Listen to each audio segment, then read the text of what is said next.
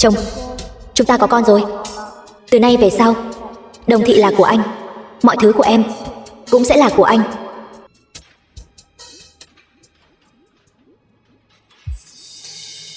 Chồng. Chồng. Chồng. Chồng, chúng ta có con rồi. Chồng, chúng ta có con rồi.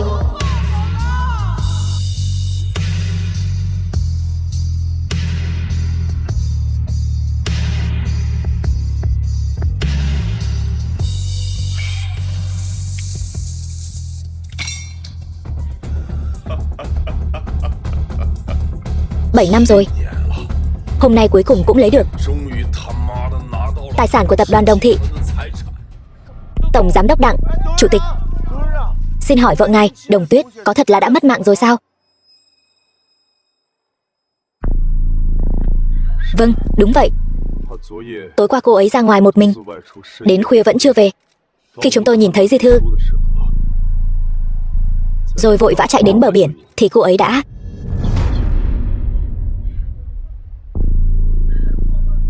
Rõ ràng chúng tôi đã chạy đến rồi. Không ngờ vẫn chậm một bước. Đồng Tuyết đáng thương của tôi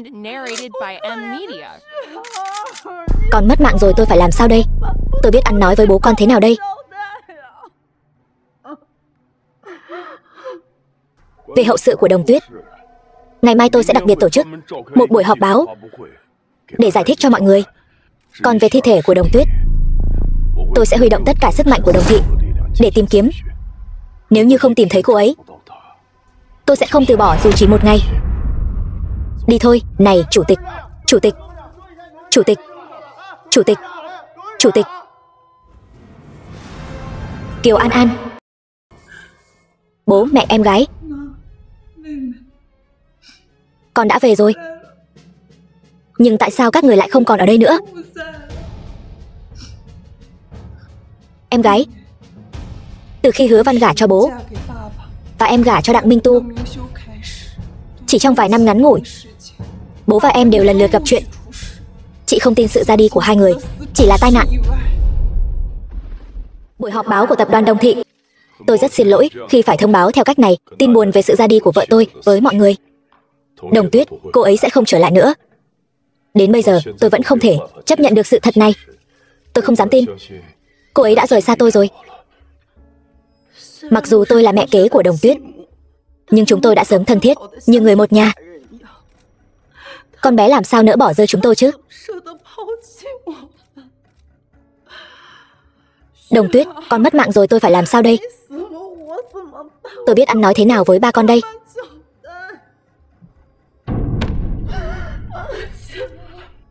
Tất cả chúng tôi đều không thể chấp nhận sự thật này. Nhưng người mất rồi thì không thể sống lại được. 2 ngày nay, vì sự ra đi của Đồng Tuyết, cổ phiếu của toàn bộ tập đoàn Đồng Thị đã sụt giảm nghiêm trọng. Nếu cứ tiếp tục như vậy, tập đoàn Đồng Thị sẽ rơi vào cảnh không thể cứu vãn. Vì cố chủ tịch đã khuất, vì Đồng Tuyết, bây giờ tôi phải vực dậy tinh thần. Tôi sẽ gánh vác toàn bộ tập đoàn Đồng Thị. Tổng giám đốc Đặng, ý của ông là gì? Tổng giám đốc Đặng, ý của ông là muốn thay Đồng Tuyết tiếp quản tập đoàn Đồng Thị sao? Với tư cách là chồng của Đồng Tuyết, phó tổng giám đốc công ty, bây giờ tôi là người duy nhất có quyền thừa kế. Vì Đồng Tuyết, tôi phải gánh vác toàn bộ tập đoàn, để linh hồn cô ấy trên trời được an nghỉ. Nhưng anh chỉ là của nhà họ Đồng, con rể ở rể. Năm xưa khi cố chủ tịch còn sống, ông ấy từng công khai tuyên bố anh không có tư cách thừa kế tập đoàn Đồng Thị. Đồng Tuyết là một người mềm yếu, cô ấy đã không thể kiểm soát được các giám đốc khác trong tập đoàn từ lâu rồi. Hơn nữa, cô ấy cũng đã sớm muốn nhường vị trí cho Minh Tu. Chỉ là không ngờ, chưa kịp công khai, cô ấy đã gặp phải bất hạnh như vậy. Theo điều tra của tôi, bà cũng chỉ là người mà cố chủ tịch Đồng cưới về sau này. Khi cố chủ tịch qua đời năm đó, di chúc đã từng nêu rõ bà không có quyền thừa kế. Vậy mà bây giờ bà lại công khai ủng hộ Đặng Minh Tu. Xin hỏi hai người, Nếu dùng tất cả những gì tôi có để đổi lấy Đồng Tuyết trở về, tôi tuyệt đối sẽ không do dự. Nhưng người mất rồi không thể sống lại. Điều tôi có thể làm bây giờ là gánh vác toàn bộ tập đoàn Đồng Thị, bảo vệ tâm huyết của Đồng Tuyết. Về mặt pháp lý, anh ta thực sự có quyền thừa kế. Tập đoàn Đồng Thị hiện đang vô chủ. Nếu không có ai thừa kế nữa, e rằng sẽ phải đối mặt với phá sản. Hôm qua, tập đoàn Đồng Thị đã tổ chức cuộc họp hội đồng quản trị. Các thành viên hội đồng cũng đều đồng ý để tôi thừa kế toàn bộ tập đoàn Đồng Thị. Tôi cũng nhân buổi họp báo hôm nay trịnh trọng tuyên bố với mọi người rằng kể từ hôm nay, tôi Đặng Minh Tu sẽ kế thừa. Khoan đã.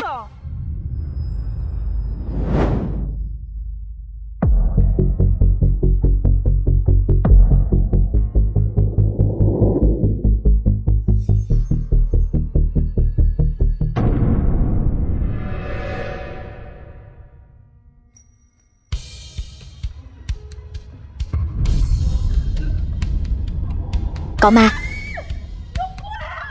Cô ta là ma đó. Đây không phải Đồng Tuyết sao? Không phải nói cô ấy đã nhảy xuống tự kết liễu rồi sao? Chuyện này là sao vậy? Cô là ai? Chồng, em là Đồng Tuyết đây mà. Anh không nhận ra em sao? Mẹ kế. Sao thế? Dì cũng không nhận ra con sao? Cô đừng qua đây. Cô đừng tìm tôi. Không phải tôi hại cô. Không phải tôi. Rốt cuộc cô là ai? Chồng, em là Đồng Tuyết. Sao anh lại không tin chứ? Ngày hôm đó, khi chúng tôi đến bờ biển, Đồng Tuyết đã tự kết liễu rồi. Cô chỉ dựa vào việc có một khuôn mặt giống cô ấy mà nói với tôi rằng cô là Đồng Tuyết sao? Chồng, anh chắc chắn rằng em đã nhảy xuống tự kết liễu đến vậy. Anh đã thấy rồi sao?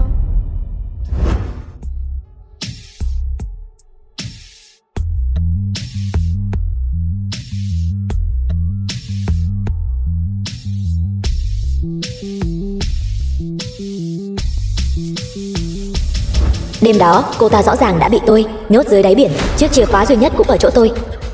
Cô ta tuyệt đối không thể thoát ra khỏi lồng được. Người trước mắt này không thể là Đồng Tuyết. Cô không phải Đồng Tuyết. Bức thư tuyệt mạnh Đồng Tuyết để lại, chúng tôi đã giám định rồi. Đó chính là chữ viết của cô ấy. Hơn nữa, trên bờ biển còn có giày của cô ấy. Sao cô có thể là Đồng Tuyết được? Chỉ dựa vào một bức thư tuyệt mạnh và một chiếc giày trên bờ biển, anh đã chắc chắn đến vậy rằng em đã nhảy xuống tự kết liễu sao? Chẳng lẽ là các người nói dối? Ngày hôm đó, chính các người đã nhìn tôi nhảy xuống, hay là các người đã ép tôi nhảy xuống? Cô đang nói linh tinh gì vậy? Rốt cuộc cô là ai? Cô muốn làm gì?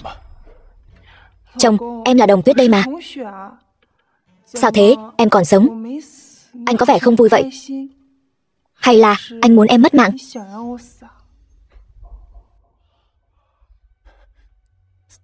Sao lại thế chứ? Em trở về, sao anh có thể không vui được? Nhưng làm sao cô chứng minh cô là Đồng Tuyết? Ngoài khuôn mặt giống cô ấy ra, những thứ khác hoàn toàn không giống chút nào cả. Đồng Tuyết đã kết hôn với Đặng Minh Tu 7 năm rồi. Chồng không thể nào không nhận ra vợ mình chứ. Chồng cô là người đầu ấp tay gối với cô mà còn không tin cô. Cô định chứng minh thế nào? Tôi nhớ ra rồi. Sau lưng Đồng Tuyết có một vết bớt hình hoa mai. Đó là độc nhất vô nhị. Đúng vậy. Nếu cô thật sự là Đồng Tuyết, vậy hãy để lộ vai sau của cô ra. Tôi muốn xem có vết bớt giống hệt như vậy không. Giả thân giả quỷ, phá hỏng chuyện tốt của tôi. Tôi muốn xem cô định giở cho gì. Sao nào? Không dám hả? Hay là trên vai sau của cô căn bản không có vết bớt này? Cô ta không dám, bởi vì cô ta căn bản không phải Đồng Tuyết thật. Cô đừng tưởng phẫu thuật một khuôn mặt giống y hệt là có thể đến tập đoàn Đồng Thị lừa gạt. Nếu các người đều không tin, vậy được thôi. Chẳng qua chỉ là một vết bớt mà thôi. Tôi cười.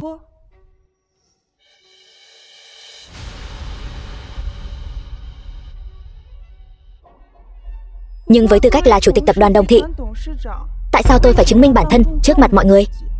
Chỉ vì các người không tin mà tôi không phải là Đồng Tuyết sao? Cô dám mạo danh chủ tịch tập đoàn Đồng Thị. Bây giờ tôi sẽ vạch trần cái đầu giả mạo này của cô.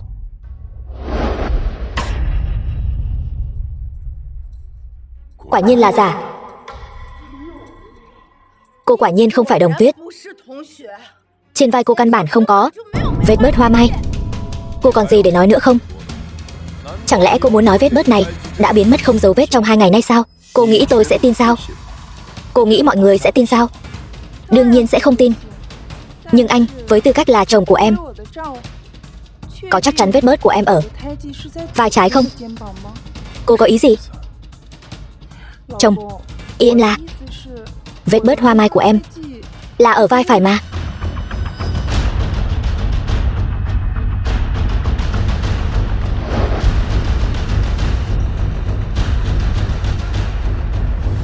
Sao có thể chứ? Cô thật sự là Đồng Tuyết sao? Chẳng lẽ cô ta thật sự là Đồng Tuyết? Cô ta đã thoát ra từ đáy biển sao? Với tư cách là người chồng yêu em sâu sắc, đã chung chăn gối 7 năm, anh ngay cả vết bớt của em ở bên trái hay bên phải cũng không nhớ rõ sao? Chồng, anh thật sự yêu em sao? 7 năm rồi, ngay cả vị trí vết bớt quan trọng của vợ mình cũng có thể nhớ nhầm. Chuyện này không thể nào chứ. Hình tượng thâm tình bao nhiêu năm nay, chẳng lẽ anh ta giả vờ sao? Khó nói lắm. Dù sao cũng chỉ là chàng rể ở rể của nhà họ Đồng mà thôi. Minh Tu, sao có thể chứ? Gần đây vì chuyện của em, anh đã bôn ba ngày đêm không ngừng nghỉ. Chỉ là quá mệt mỏi mà thôi. Đúng vậy, ngay đêm em gái mất mạng, anh đã vội vàng lên giường với mẹ kế của cô ấy. Đương nhiên là mệt rồi. Chồng, lần này anh đã tin em rồi chứ? May mắn là tôi và em gái đều giống mẹ. Em thật sự là Đồng Tuyết sao? Chồng, anh sẽ không phải là vẫn còn nghi ngờ em đấy chứ? Vậy em còn nhớ em đã để lại di thư chuyện nhảy xuống tự kết liễu không? Căng thẳng về chuyện xảy ra ngày hôm đó như vậy, tôi không tin sự ra đi của em gái không liên quan gì đến anh. Di thư sao? Di thư gì cơ? Sao em lại không nhớ gì cả? Em chỉ nhớ là ngày hôm đó là kỷ niệm 7 năm của chúng ta. Anh nói muốn tạo bất ngờ cho em. Sau đó đầu em đau quá. Sao em lại không nhớ gì cả? Em chỉ nhớ khi em tỉnh dậy thì đã ở trên bờ rồi, toàn thân ướt sũng. Còn những chuyện khác thì em không nhớ gì cả. Trên bờ sao? Chẳng lẽ cô ta thật sự thoát khỏi xiềng xích, trốn thoát từ đáy biển sao? Em thật sự không nhớ gì cả sao? Em nên nhớ gì sao? Thôi, nếu đã đau khổ như vậy thì đừng nghĩ nữa. Không nhớ được thì thôi. Khoảng thời gian trước em vì áp lực công việc lớn mà mắc bệnh trầm cảm. Mọi người chúng ta đều rất lo lắng cho em. Chồng, nếu em không sao rồi, vậy chúng ta về nhà đi. Em mệt rồi. Được, chúng ta về nhà. Cô ta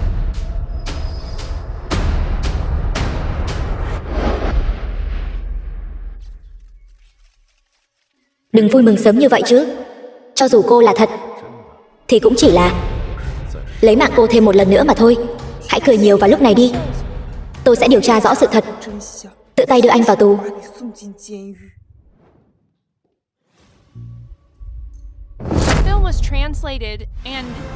Vương Mỹ Châu, không phải nói là đã mất mạng rồi sao? Sao lại quay về rồi? Đúng vậy, mất mạng sao không đi luôn đi?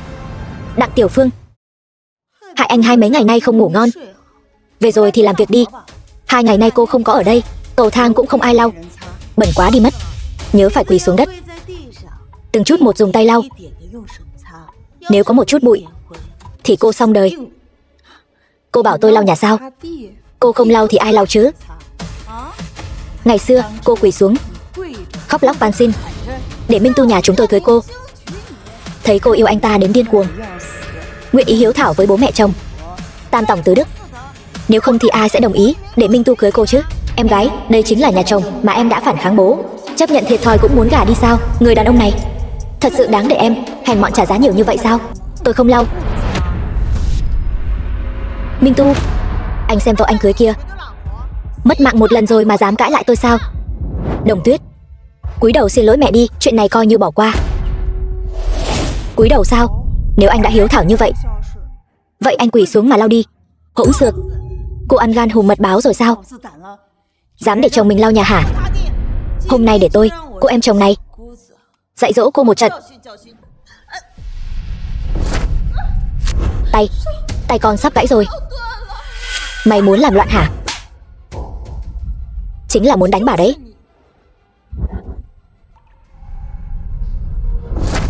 Đủ rồi.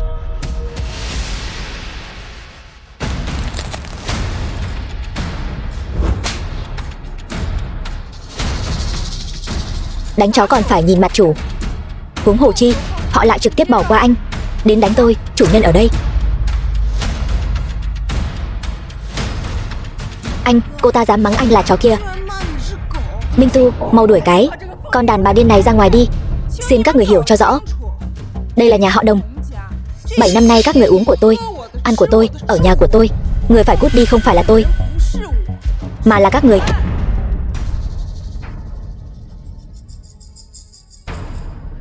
Cô không phải Đồng Tuyết. Đồng Tuyết tính tình mềm yếu, hoàn toàn sẽ không phản kháng như cô. Vì tính tình mềm yếu, vì không dám cãi lời, nên đáng đời bị các người cưỡi lên đầu, tùy ý lăng mạ, đánh đập sao? Bà là mẹ kế của tôi, là mẹ của tôi. Chẳng lẽ bà không nên đứng về phía tôi và nói giúp tôi sao? Chẳng lẽ các người là một phe hả? Thôi được rồi, Đồng Tuyết về là chuyện tốt. Các người bớt nói lại đi. Lên nghỉ ngơi trước đi. Chuyện nhà cửa cứ để người giúp việc làm. Thì ra có người giúp việc hả? Vừa nãy tôi cứ tưởng chỉ có một mình tôi là người làm việc vặt thôi chứ. Các người nghe rõ đây. Nhà họ Đồng là nhà họ Đồng của tôi. Tôi mới là chủ nhân duy nhất của cái nhà này. Nếu các người muốn ở lại thì hãy ngoan ngoãn mà sống khép nép đi. Nếu không thì cút khỏi nhà họ Đồng. Chỗ nào mát mẻ thì ở đó. Cô.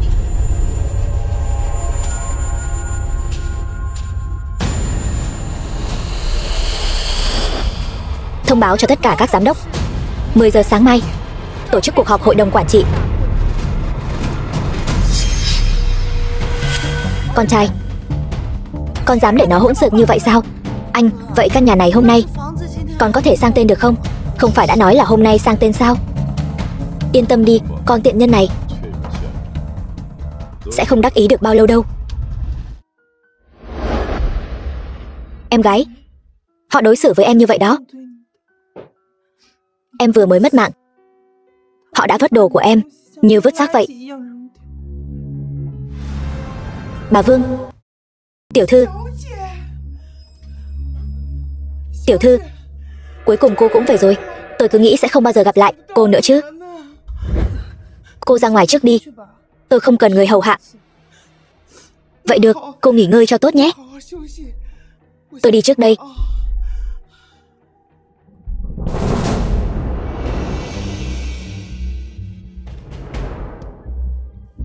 Cô chắc chắn cô ta không phải Đồng Tuyết chứ? Thưa ông, tôi đã đến nhà họ Đồng hơn 10 năm rồi. Sẽ không nhầm lẫn đâu. Tay trái của tiểu thư, vết sẹo trên ngón cái là do tôi không cẩn thận làm đổ nước sôi làm bỏng tiểu thư. Người phụ nữ này, cô ta chắc chắn không phải tiểu thư. Tôi đã nói cô ta là đồ giả mạo mà. Tôi sẵn lòng làm chứng. Thưa ông, vậy con trai tôi chuyện vào Đồng thị làm tài xế đó, ngày mai cứ để hắn đến làm việc đi. Vâng, cảm ơn ông. Cảm ơn ông. Tôi đã nói cô ta là đồ giả mạo mà. Vào đi. Hướng Hằng. Tổng giám đốc Đặng, ngài tìm tôi sao? Đây là tóc của kẻ lừa đảo đó. Sáng nay khi tôi ôm cô ta đã lén lút giật xuống. Anh cầm cái này đi xét nghiệm huyết thống. Ngày mai tôi sẽ ở cuộc họp hội đồng quản trị công khai vạch trần thân phận giả mạo của cô ta, đường đường chính chính kế thừa Đồng thị. Vâng.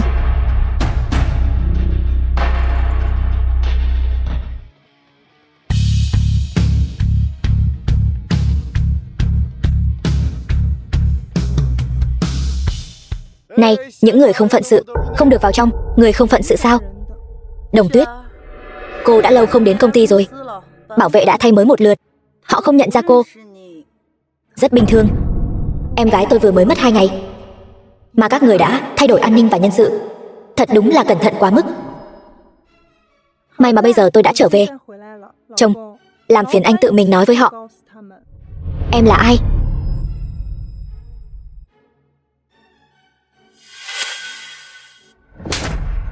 chủ tịch đương nhiệm của Đồng thị, cũng là người mà các người có thể ngăn cản sao? Chủ tịch sao?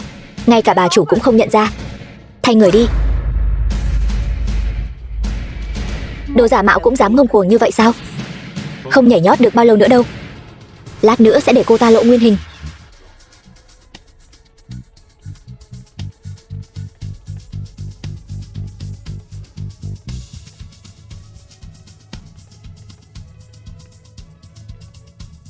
Bên trong chính là trung tâm hội nghị cốt lõi của công ty. Để đảm bảo an toàn cho công ty, Đồng thị đã trang bị hệ thống kiểm tra hàng đầu thế giới. Đối chiếu vân tay thành công mới có thể vào. Đối chiếu vân tay thành công sao? Tôi cũng phải làm hả? Vâng, đây là quy tắc do em tự mình đặt ra mà, ai cũng không thể vi phạm đâu. Chỉ là vân tay thôi mà, đưa tay ấn một cái là xong chứ gì. Chẳng lẽ cô là đồ giả mạo? Biết thân phận của mình sắp bị bại lộ nên sợ rồi sao? Đúng vậy đó, một cái quét vân tay thôi mà. Sao lại do dự như vậy? Không lẽ là giả thật sao? Tất cả im miệng. Vợ tôi biết rõ.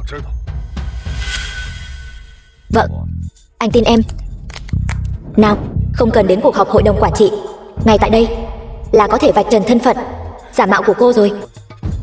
Vợ, sao vậy? Không sao. Không sao thì nhanh lên đi. Mọi người đều đang đợi một mình cô đó.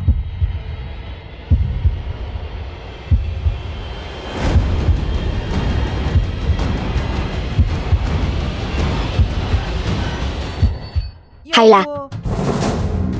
Vâng, còn chờ gì nữa chứ? Mọi người đều sốt ruột rồi. Hay là để anh giúp em? Chồng, đợi đã. Bây giờ hối hận rồi sao? Muộn rồi.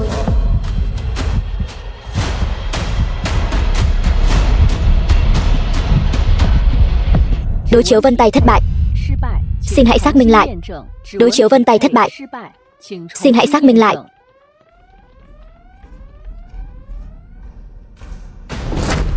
Cô còn gì để nói nữa không? Con nhỏ lừa đảo này. Quả nhiên cô không phải Đồng Tuyết. Đồ giả mạo, dám lừa gạt đến tận cửa nhà họ Đồng, còn không mau cút đi. Bảo vệ. Khoan đã, cô còn muốn giở trò gì nữa? Chồng, ngay cả anh cũng không tin em sao? Cô là đồ giả mạo. Cô bảo tôi lấy gì để tin cô đây chứ? Ai dám nói tôi là đồ giả? Chồng, giống với cái vết bớt hình hoa mai ở trên vai em. Sao anh vẫn không nhớ thế? Em dùng tay phải để nhập vân tay. Vừa nãy quá vội vàng, em đã đưa nhầm tay. Sắp mất mạng đến nơi còn cứng miệng. Lát nữa, chẳng lẽ còn muốn tính cả ngón chân của cô vào nữa sao?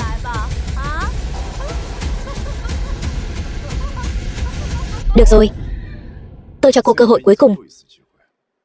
Lại đây.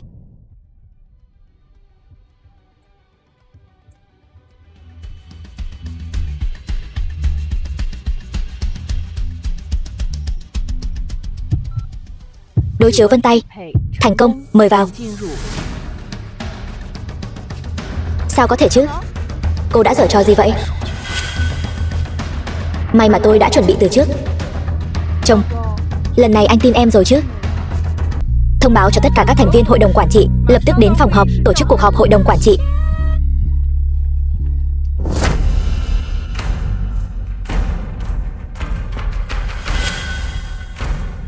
Cuộc họp hội đồng quản trị Đồng thị. Có chuyện gì vậy? Giám đốc Vương,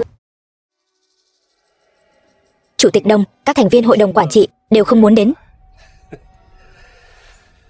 Các thành viên hội đồng quản trị nói rằng Đồng thị vì cô tự kết liễu, cổ phiếu rớt giá thảm hại. Nếu muốn họ đến, cô phải nhường lại vị trí chủ tịch hội đồng quản trị, nhường cho Đặng Minh Tu. Tổng giám đốc Đặng, thế cục đã định, lòng người hướng về Đồng Tuyết, chi bằng cô cứ nhân cơ hội này nhường lại vị trí chủ tịch hội đồng quản trị, về nhà nghỉ ngơi thật tốt đi. Bằng không cứ tiếp tục rằng có thế này, e rằng Đồng thị sẽ vì cô mà phá sản.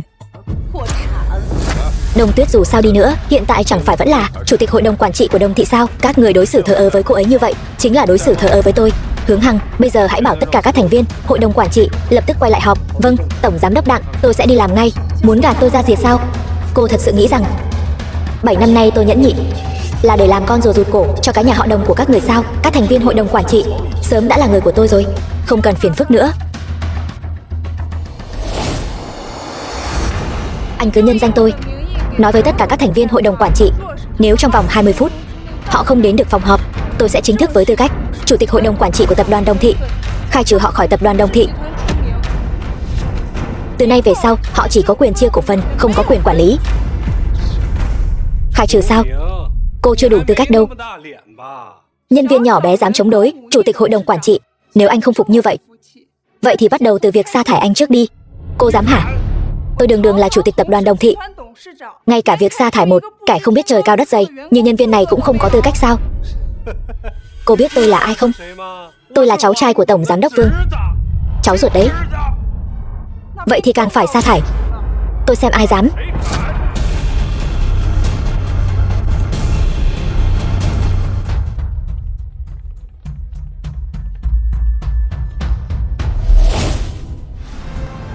Tổng giám đốc Vương. Con danh con, thấy trưởng bối đến mà cũng không biết đứng dậy đón tiếp. Lúc cha cô còn sống, không dạy cô quy tắc đàng hoàng sao? Ngoài đời, ngài là trưởng bối, trong công ty, tôi là chủ tịch, còn ngài chẳng qua chỉ là một cổ đông nhỏ bé. Làm gì có chủ tịch nào đứng dậy đón tiếp cổ đông nhỏ. Tục ngữ có câu, không có quy tắc thì không thành khuôn phép, không có chế độ thì không thành hệ thống. Ngài nói xem, hỗn xược. Nghe nói cô định sa thải tất cả những người kỳ cựu như chúng tôi. Gan lớn thật đấy. Các vị giám đốc có mặt ở đây đều là những người kỳ cựu của công ty, từng theo cố chủ tịch lập nên công lao hiển hách. Nếu cô muốn khai trừ tất cả các giám đốc thì ngày mai thị trường chứng khoán của tập đoàn Đồng Thị sẽ sụp đổ hoàn toàn. Tôi thấy cô là muốn trực tiếp phá hoại Đồng Thị phải không? Thưa các vị, tôi đề nghị tất cả các giám đốc chúng ta cùng ký đơn kiến nghị chung, yêu cầu Đồng Tuyết nhường lại vị trí chủ tịch cho Đặng Minh Tu. Tổng giám đốc Đặng, tôi đồng ý.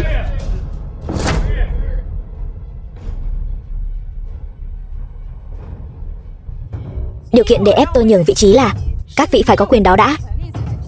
Nhưng đáng tiếc là các vị không có, còn tôi lại có tư cách khai trừ các vị khỏi Đồng Thị.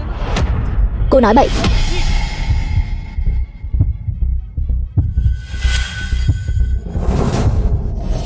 Đây là di chúc mà cha đã lập ra lúc còn sống. Trong đó có một điều là nếu công ty có giám đốc nào ép tôi thoái vị thì tôi có quyền vô điều kiện khai trừ người đó khỏi Đồng Thị.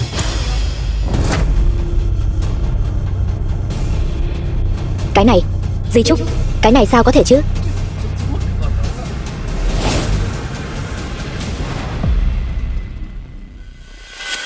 Cho dù di chúc này là thật, nhưng trước khi di chúc có hiệu lực, cô phải là Đồng Tuyết thật đã. Rất tiếc, cô không phải. Đúng vậy, mấy lần trước để cô may mắn thoát được. Lần này chúng tôi có bằng chứng xác đáng chứng minh cô căn bản không phải là Đồng Tuyết. Các người có bằng chứng gì chứng minh?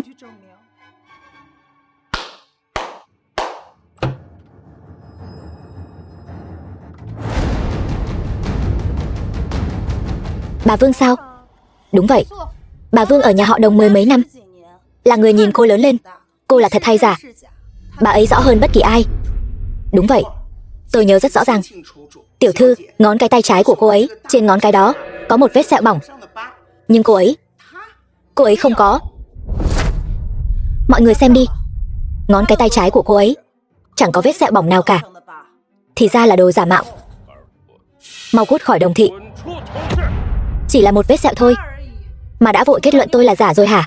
Tôi đã hỏi bác sĩ rồi, bác sĩ nói loại sẹo này là vĩnh viễn, không thể biến mất được. Cô còn gì để chối cãi nữa? Nói thôi thì không được đâu. Chẳng lẽ các người không nghe nói về y học thẩm mỹ sao? Chồng, em sợ anh sẽ chê vết sẹo này, nên em đã tìm bác sĩ để làm phẫu thuật xóa sẹo. Vết sẹo này đã không còn từ lâu rồi. Cô làm phẫu thuật khi nào? Sao bọn tôi lại không biết chứ? Chẳng qua chỉ là một ca phẫu thuật xóa sẹo đơn giản, không nói cho bà biết là chuyện rất bình thường. Tôi hy vọng cô có thể đưa ra bằng chứng thuyết phục hơn. Nếu không tin, các người có thể đến bệnh viện kiểm tra hồ sơ phẫu thuật. Được. Bây giờ đi bệnh viện kiểm tra ngay, xem bệnh viện rốt cuộc có hồ sơ xóa sẹo của Đồng Tuyết hay không. Anh tự mình đi, mang về cái báo cáo xét nghiệm mà tôi bảo anh làm hôm qua trước khi đưa cho tôi. Đừng để bất cứ ai chạm vào. Vâng, Tổng Giám đốc Đặng.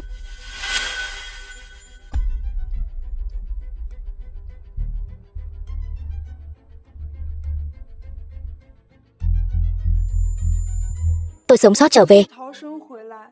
Chẳng qua là tôi đã nhìn rõ một vài chuyện. Thế mà các người lại lầm tưởng tôi là Đồng Tuyết giả. Tôi đã tự chứng minh nhiều lần như vậy rồi, các người đều không tin. Linh hồn của ba ở trên trời, e rằng khó mà an nghỉ được rồi. Muốn tự chứng minh sao? Tôi lại có một cách.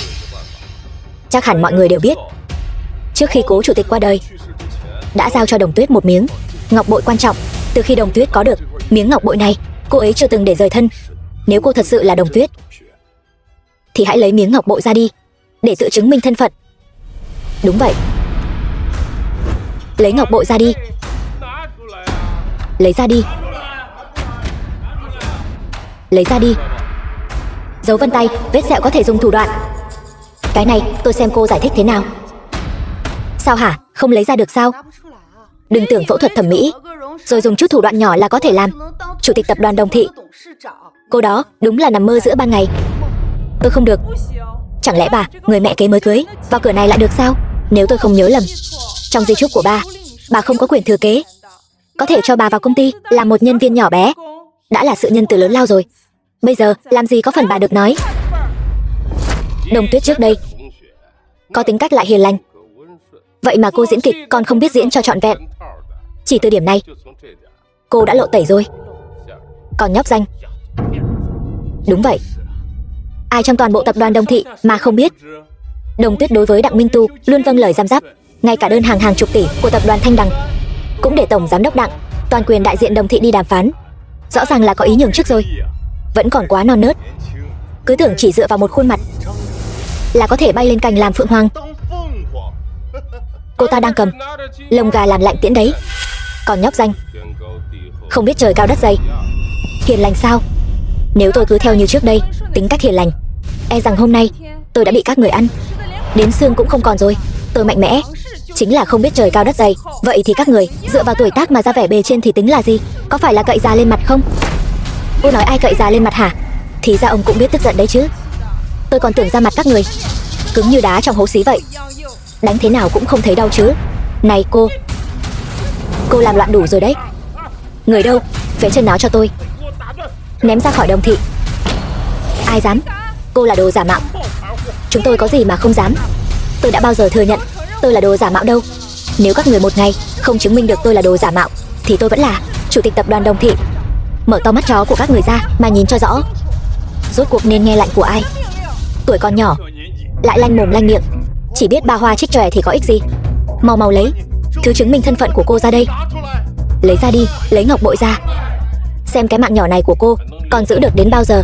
Hôm nay nếu cô không lấy ra được ngọc bội mà cố chủ tịch để lại cho cô, thì dù có thiên vương đến, cô cũng là đồ giả mạo. Nói nhiều vô ích. Cô chỉ có thể chứng minh mình là Đồng Tuyết khi lấy ra ngọc bội. Sao hả? Không lấy ra được sao? Lấy ngọc bội ra đi chứ. Lấy ra. Lấy ngọc bội ra đi. Lấy ra đi. Có lấy ra được không? Lục soát là biết ngay.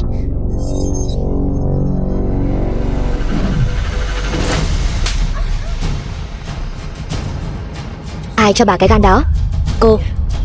Cô dám đánh tôi sao? Bà còn dám lục soát người tôi, cái tát này còn là nhẹ cho bà đấy. Tôi là mẹ của Đồng Tuyết. Tôi là phu nhân của cố chủ tịch Đồng Thị. Mẹ tôi đã qua đời nhiều năm trước rồi. Bà chẳng qua chỉ là mẹ kế mà bố tôi cưới sau này thôi. Ở nhà họ Đồng, bà không có quyền lên tiếng. Ở công ty, bà càng không có địa vị gì đáng nói. Hơn nữa, bà quên rồi sao? Năm đó, bà đã hại bố tôi và lừa ông ấy cưới bà vào cửa thế nào sao? Cô Minh Tu, đủ rồi. Cô đừng ở đây mà đánh trống lảng. Muốn chúng tôi thừa nhận thân phận của cô thì mau lấy ngọc bội ra đi. Quản lý Hướng, đây là thứ anh bảo tôi. Báo cáo xét nghiệm huyết thống. Làm báo cáo xét nghiệm huyết thống. Bây giờ kết quả đã có rồi. Người đã tỉnh chưa? Chưa, vẫn cần phải theo dõi thêm. Tổng giám đốc Đặng, báo cáo đã lấy được rồi. Trong vòng 5 phút có thể đến công ty.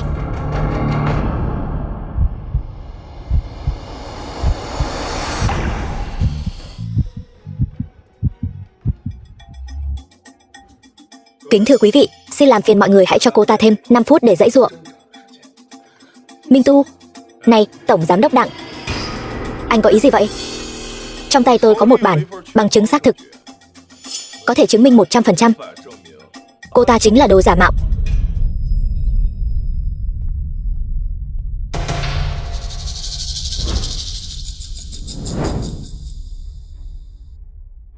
Tổng giám đốc Đặng, trong cái túi này đựng cái gì vậy? Sao lại bí ẩn thế? Ai cũng biết, Đồng Tuyết sau khi để lại một bức di thư đã nhảy xuống tự kết liễu. Từ khi người phụ nữ này xuất hiện, tôi đã nghi ngờ cô ta không phải Đồng Tuyết, bởi vì ngoài việc cô ta có một khuôn mặt giống hệt Đồng Tuyết ra, từ đầu đến chân đều không đúng. Vì vậy, tôi đã cho người lấy tóc của cô ta và mẫu tự di vật của Đồng Tuyết làm báo cáo xét nghiệm so sánh. Báo cáo không thể làm giả được, thật giả thế nào nhìn là biết ngay. Xem ra bản báo cáo này đã không còn cần phải xem nữa rồi, bởi vì cô ta căn bản là không có ngọc bội. Bây giờ thừa nhận bản thân cô là giả, có lẽ chúng tôi vẫn có thể tha cho cô một con đường sống. Sao thế? Sợ rồi hả? Xưa có trồn hoang tráo thái tử, nay có trộm cột thay xà, chim cúc chiếm tổ chim khách. Giờ đây sự thật sắp được phơi bày, cô ta không sợ mới là lạ. Các người sao lại chắc chắn là tôi không thể lấy ra ngọc bội như vậy? Còn bản báo cáo này nhất định sẽ cho thấy tôi là giả sao? Đừng giãy giụa nữa, có bản lĩnh thì lấy ngọc bội ra đi, nếu không lấy ra được thì đừng cố chấp nữa, tôi sẽ khiến cô mất mạng một cách rõ ràng. Ai nói tôi không lấy ra được ngọc bội? Vẫn còn muốn giãy giụa trong tuyệt vọng sao? Chẳng qua chỉ là ngọc bội thôi mà. Đương nhiên tôi có bản lĩnh lấy ra. Tuy nhiên, một khi tôi lấy ra ngọc bội, chứng minh tôi là Đồng Tuyết thật, thì tôi sẽ ban hành chỉ thị đầu tiên. Khi trở về Đồng thị, tất cả quý vị có mặt ở đây sẽ bị khai trừ khỏi tập đoàn Đồng thị. Ai nên từ chức thì từ chức, ai nên từ bỏ quyền quản lý thì từ bỏ. Các người hoảng loạn cái gì? Cô ta căn bản không thể lấy ra ngọc bội, hơn nữa còn có báo cáo xét nghiệm huyết thống ở đây. Tôi không tin cô ta còn có thể giở trò gì dưới mí mắt chúng ta. Cô ta 100% là giả. Được, hôm nay nếu cô lấy ra ngọc bội, chứng minh cô là Đồng Tuyết thật, thì tôi sẽ cút khỏi Đồng thị ngay lập tức. Tôi cũng vậy. Chúng tôi chấp nhận lời cá cược này. Đồng ý. Được, đây là do chính các người nói đấy nhé.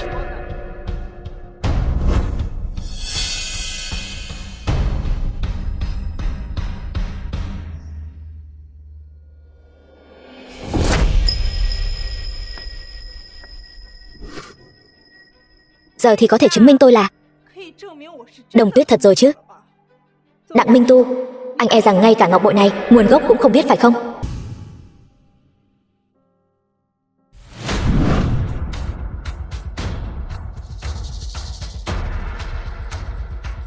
Chẳng lẽ cô thật sự là Đồng Tuyết sao? Đây không phải các người tự nói sao? Lấy ngọc bội ra, tôi chính là Đồng Tuyết. Sao vậy? Nhanh vậy đã trở mặt không nhận rồi sao? Minh Tu, ngọc bội này là thật. Cô ấy thật sự là... Cô ấy đã trở về rồi. Cô ấy trở về để báo thù chúng ta rồi. Cô hoảng sợ gì chứ? Chẳng phải vẫn còn báo cáo kiểm tra sao? Ngọc bội có thể làm giả, nhưng báo cáo kiểm tra này sẽ không sai được.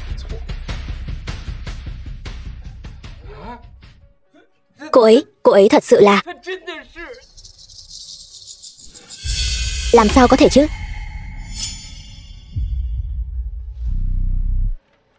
Báo cáo xét nghiệm huyết thống,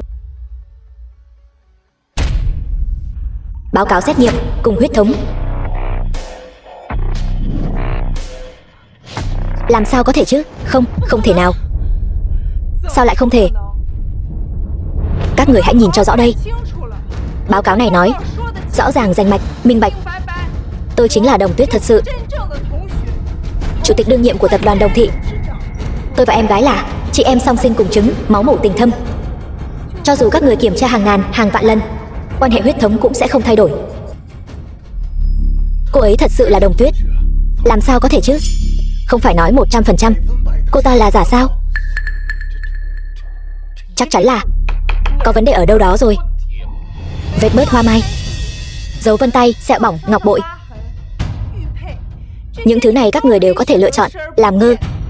Bây giờ Báo cáo xét nghiệm huyết thống cũng ở đây. Các người còn muốn nói tôi là giả sao?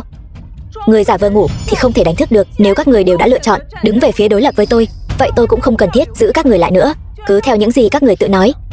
Cút khỏi Đồng thị.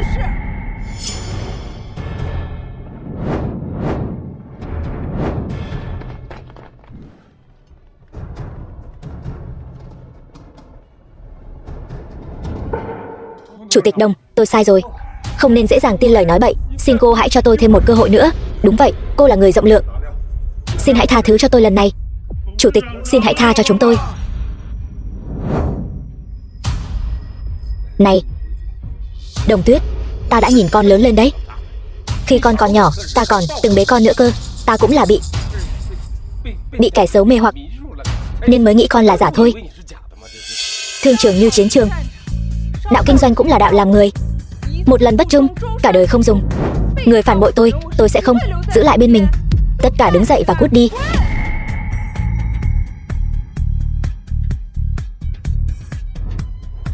Còn anh nữa, sau lần này, tình nghĩa vợ chồng chúng ta đã hết. Ly hôn đi. Ly hôn sao? Chứ còn gì nữa. Còn muốn hòa thuận êm ấm, vợ chồng cùng nhau về nhà sao? Không được, một khi ly hôn, tôi sẽ không còn cách nào danh chính ngôn thuận kế thừa công ty. Trước khi trở thành một tổng giám đốc Đồng thị thực sự, cuộc hôn nhân này tuyệt đối không thể kết thúc. Tôi không đồng ý. Vợ, em có phải là trách anh trước đây không tin em không? Anh làm vậy là vì quá yêu em. Anh sợ kẻ xấu chiếm đoạt tập đoàn Đồng thị. Bây giờ anh biết rồi, em là Đồng Tuyết thật sự. Sao anh nỡ lòng nào ly hôn với em chứ? Mặc kệ anh đồng ý hay không đồng ý, cuộc hôn nhân này tôi nhất định phải kết thúc. Hôm nay anh cũng giống như bọn họ. Cút khỏi Đồng thị. Khoan đã.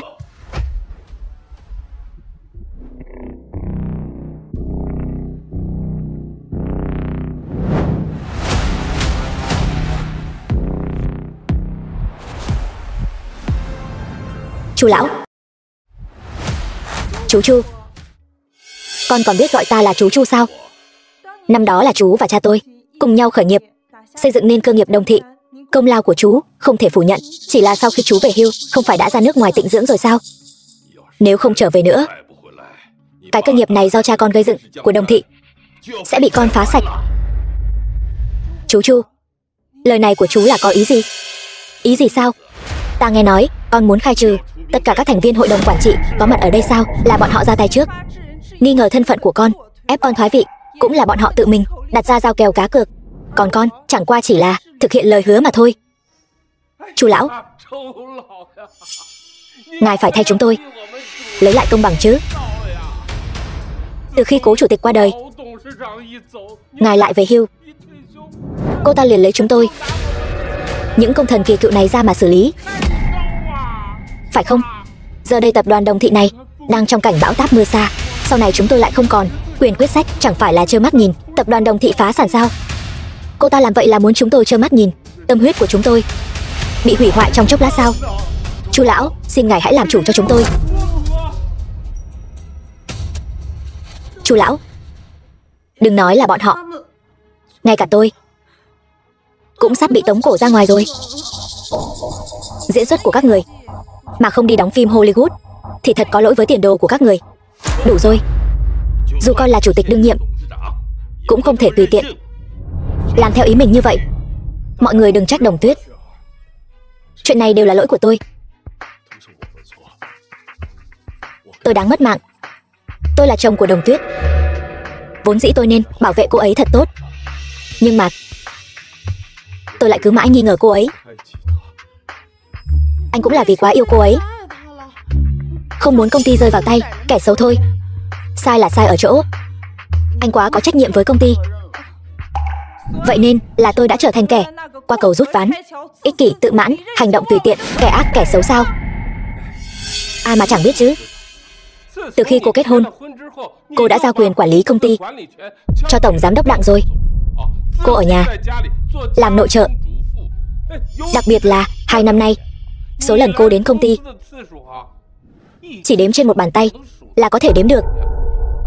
Cho dù cô thật sự là Đồng Tuyết, e rằng cô cũng không còn khả năng làm chủ tịch tập đoàn của chúng ta nữa. Đúng vậy. Giao công ty cho một kẻ vô dụng không có năng lực, tôi không đồng ý. Tôi cũng không đồng ý. Muốn mọi người tâm phục khẩu phục thì phải dùng năng lực để nói chuyện, phải không? Hôm nay Chu lão, ông cũng ở đây. Ông hãy nói một lời công bằng cho chúng tôi, làm chủ trì công đạo. Đồng thị chúng ta muốn tạo dựng lại huy hoàng thì ai có năng lực, người đó mới có thể quản lý công ty, làm tổng giám đốc tập đoàn thực sự, phải không? Đúng vậy. Năm xưa tôi và cha của con đã gây dựng cơ nghiệp Đồng thị. Cha con cũng từng nói, người hiền tài sẽ ở lại, người có năng lực sẽ thắng. Vì tương lai của Đồng thị, tất nhiên cũng nên là người có năng lực lên nắm quyền. Chú Chu, vậy làm sao để chứng minh ai có năng lực mạnh hơn vậy? Ôi trời, tập đoàn tài phiệt số 1 Kinh Thành, tập đoàn Thanh Đằng, sắp đặt trụ sở tại Hải Thành của chúng ta. Ai có thể giành được tập đoàn Thanh Đằng, đơn hàng siêu lớn này, thì người đó đương nhiên có năng lực quản lý công ty tập đoàn rồi, phải không? Đơn hàng siêu lớn của tập đoàn Thanh Đằng này không dễ dàng gì mà giành được đâu. Một khi giành được, đối với Đồng thị mà nói, có thể nói là thăng tiến vùn vụt, phát triển rực rỡ. Thì ra là đang đợi tôi ở đây. Tôi không có vấn đề gì, nhưng với tư cách là chủ tịch tập đoàn đương nhiệm, vừa nãy bị các vị ép buộc nghi ngờ lâu như vậy, muốn tôi đồng ý ván cược này, các vị có phải nên thể hiện chút thành ý không? Cô có ý gì? Đã là ván cược thì có thắng có thua. Vị trí chủ tịch vốn dĩ là của tôi. Nếu các vị không thể hiện thêm chút thành ý thì ván cược này sẽ chẳng còn ý nghĩa gì nữa. Ôi trời, cược thì cược. Chẳng lẽ cô thật sự nghĩ rằng mình có thể giành được đơn hàng hàng chục tỷ của Thanh Đằng sao? Vậy thì xin mời các vị hãy lấy ra tất cả cổ phần Đồng thị trong tay làm tiền cược. Nếu tôi ký được đơn hàng hàng chục tỷ của Thanh Đằng, các vị giao nộp tất cả cổ phần trong tay, rút khỏi Đồng thị. Vừa rồi nể mặt các vị là trưởng bối của tôi chỉ thu hồi quyền quyết định. Nhưng nếu các vị cố chấp muốn đối đầu với tôi thì xin lỗi. Từ nay về sau, tập đoàn Đồng thị và các vị sẽ không còn liên quan gì nữa. Là cầm tiền cổ phần dưỡng ra, hay là chờ đến khi trắng tay bị đuổi ra ngoài, các vị tự mình quyết định đi.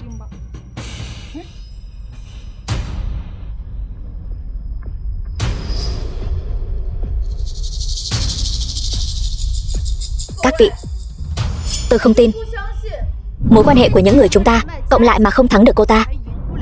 Một người ở nhà chăm chồng dạy con 7 năm làm nội trợ, cô ta căn bản không thể thắng được. Xin các vị giám đốc hãy tin tôi có đủ tự tin có thể giành được đơn hàng siêu lớn này. Ôi trời, các vị còn do dự gì nữa chứ? Giây tiếp theo, chúng ta có thể sẽ bị người phụ nữ này quét sạch ra khỏi cửa rồi. Các vị đã quên vừa rồi người phụ nữ này đã đối xử với chúng ta thế nào rồi sao? Bây giờ cô ta muốn tự mình toàn quyền xử lý Đồng thị. Vậy chẳng khác nào chúng ta vứt bỏ cổ phần trong tay sao? Tôi tin tổng giám đốc Đặng, tôi càng tin vào chính chúng ta hơn. Tôi cược tổng giám đốc Đặng sẽ thắng. Tôi cược tổng giám đốc Đặng sẽ thắng. Tôi cược tổng giám đốc Đặng sẽ thắng. Đơn hàng của tập đoàn Thanh Đằng đã sớm được xác định là của Đồng thị. Người phụ trách cũng là tôi, luôn là người liên hệ. Đồng Tuyết, cô lấy gì mà tranh với tôi? Nếu đã là giao kèo cá cược, vậy lần này hãy lập văn bản làm bằng chứng đi. Lập văn bản sao? Cô có ý gì vậy? Thỏa thuận cá cược nói xuông không có bằng chứng, giấy trắng mực đen, điều khoản rõ ràng, để tránh như vừa rồi quay lưng là không nhận nữa, đúng không? Cũng may tôi đã sớm chuẩn bị rồi, chính là để đề phòng trường hợp xấu nhất. Cô, sao thế? Ông sợ rồi sao? Vậy mà ông còn xúi giục nhiều giám đốc như vậy hùa theo ông làm loạn. Cô ta hung hăng như vậy, chẳng lẽ mọi người muốn chờ bị cô ta đuổi ra khỏi Đồng thị sao? Tôi có gì mà không dám. Ký thì ký. Tôi thật sự không tin đơn hàng hàng chục tỷ của Thanh Đằng cô có thể giành được.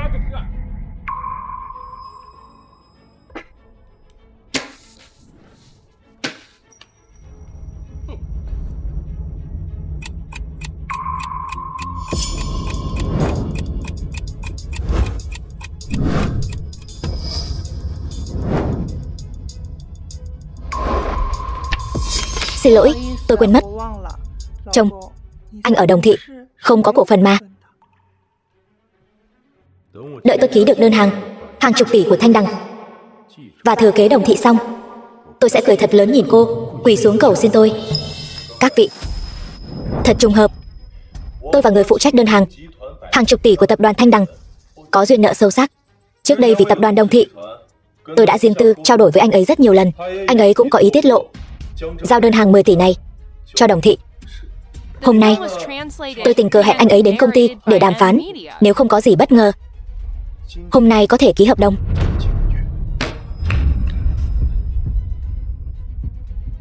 Minh Tu, quả nhiên là tuổi trẻ tài cao, rất có phong thái của tôi năm xưa. Vậy thì bây giờ tôi sẽ ngay lập tức cho người đi chuẩn bị tiệc. Đợi sau khi ký hợp đồng thành công thì hôm nay đó chính là tiệc mừng. Tổng giám đốc Đặng kế thừa Đồng Thị rồi. Chuyện còn chưa đâu vào đâu. Nếu không ký được, e rằng bữa tiệc sẽ trở thành trò cười. Ôi trời, tổng giám đốc Đặng không ký được. Chẳng lẽ cô nghĩ cô có thể ký được sao? Tôi chính là có thể. Đơn hàng 10 tỷ của Thanh Đằng hôm nay chỉ có thể do tôi ký. Ôi trời, cái đồ nội trợ như cô, giọng điệu này thật không nhỏ chút nào. Cô ở nhà 7 năm, đầu óc bị ngu đi rồi sao?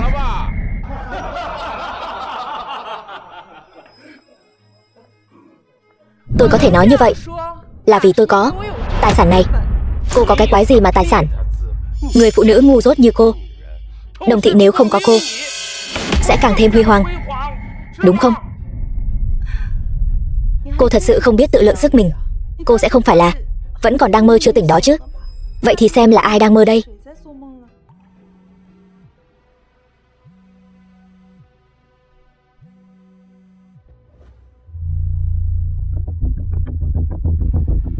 Tổng giám đốc Triệu của tập đoàn Thanh Đằng đã đến dưới lầu rồi. Cái gì? Tổng giám đốc Triệu của tập đoàn Thanh Đằng sao? Ông ấy là người nắm giữ quyền lực cao nhất của tập đoàn Thanh Đằng, chính là sau chủ tịch tập đoàn Thanh Đằng bí ẩn, trợ thủ đắc lực nhất. Một nhân vật lớn như vậy lại đích thân đến Đồng Thị chúng ta. Ôi trời, không ngờ tổng giám đốc Đặng tuổi còn trẻ mà đã có thể quen biết tổng giám đốc Triệu của tập đoàn Thanh Đằng. Thật sự là tuổi trẻ tài cao. Tuổi trẻ tài cao đó, từ nay về sau, cả Hải Thành và thậm chí cả thế giới, e rằng tổng giám đốc Đặng và Đồng Thị đều có chỗ đứng. Mối quan hệ giữa tôi và tổng giám đốc Triệu của Thanh Đằng không hề tầm thường. Nói khoác mà còn không cần chuẩn bị trước. E rằng anh còn chưa từng thấy tổng giám đốc Triệu trông như thế nào đúng không? Ôi trời, này, cô vẫn nên lo lắng cho chính mình đi. Sau tối nay, cô sẽ phải cuốn gói đi rồi, đúng không nào? Tổng giám đốc Triệu tập đoàn Thanh Đằng đã đến.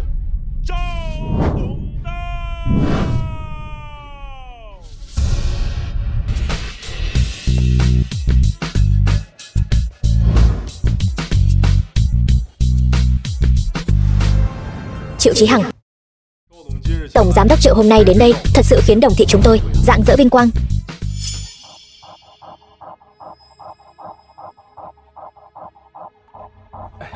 Tổng giám đốc Triệu, mời ngài ngồi. Tổng giám đốc Triệu, hôm nay ngài đến đây là để ký kết với Đồng Thị chúng tôi đơn hàng 10 tỷ phải không? Đúng vậy, đơn hàng 10 tỷ của Thanh Đằng đã được quyết định sẽ giao cho Đồng Thị.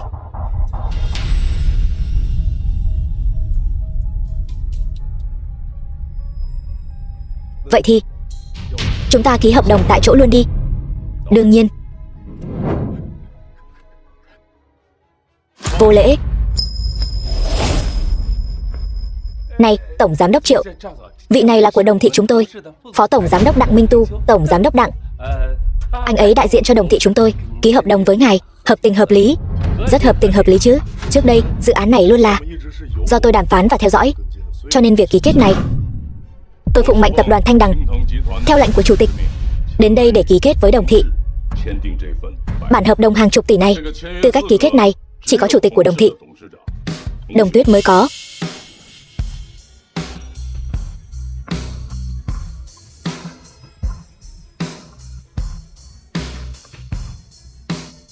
Tại sao? Bởi vì chỉ có tôi mới có thể ký đơn hàng này. Này, Tổng Giám đốc Triệu, năng lực của chủ tịch chúng tôi còn không bằng 1/10 của Phó Tổng Giám đốc chúng tôi. Nếu ngài ký hợp đồng với cô ta, tôi e rằng đến lúc đó ngài sẽ mất trắng đấy. Ngài vẫn nên cẩn trọng hơn. Cẩn trọng một chút đi.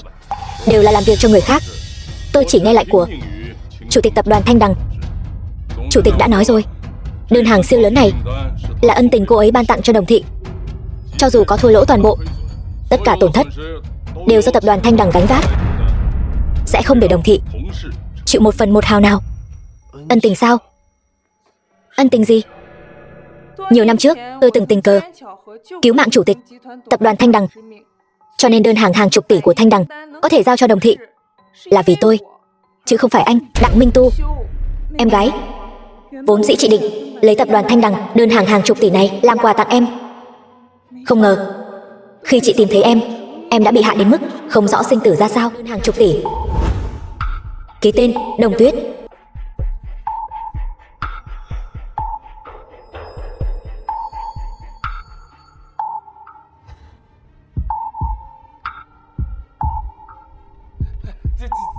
Quỷ nữa hả? Là muốn tôi giảm thọ sao? Ôi trời, Chủ tịch Đồng, là tôi sai rồi. Là tôi có mắt không thấy Thái Sơn. Là tôi có mắt như mù. Tôi sai rồi. Tôi đã nói rồi, những kẻ phản bội tôi tuyệt đối sẽ không giữ lại.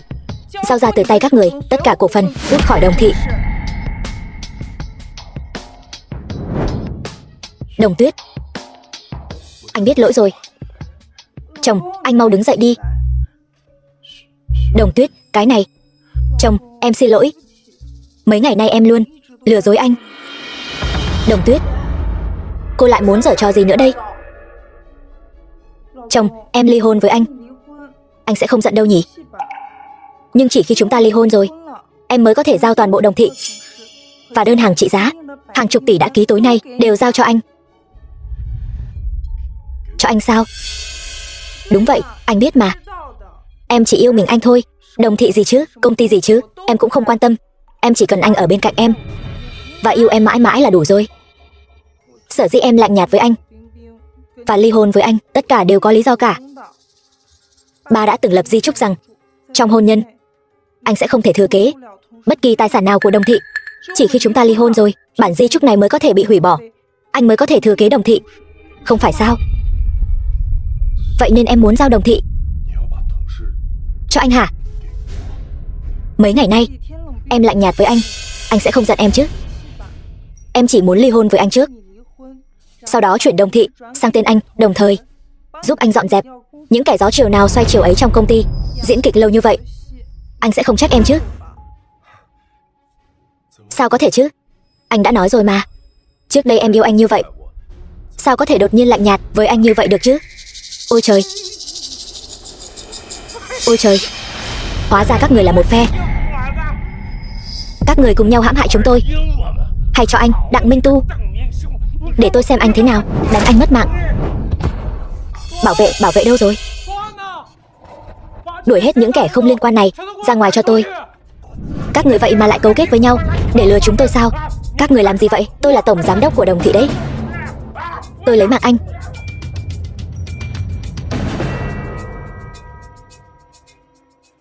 Minh Tu. Đồng Tuyết, vậy bây giờ chúng ta phải ký thỏa thuận ly hôn trước đã. The film was translated and narrated by M Media. Luật sư Trần.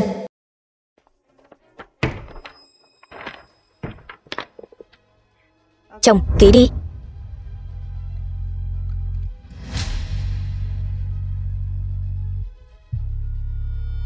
Ký tên thỏa thuận ly hôn. Sao vậy chồng? Anh không tin em sao? Sao lại không chứ? Dù sao thì dù tôi không ký, tôi cũng sẽ bị đuổi khỏi Đồng Thị. Chi bằng đánh cược một phen với cô ta. Cứ đánh cược rằng Đồng Tuyết yêu tôi đến mức không thể dứt ra được. Chồng, anh yên tâm, đợi sau khi Đồng Thị được chuyển sang tên anh, chúng ta sẽ lập tức tái hôn.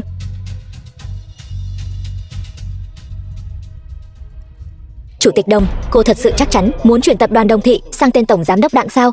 Đương nhiên rồi, tôi yêu anh ấy. Tôi muốn trao mọi thứ cho anh ấy.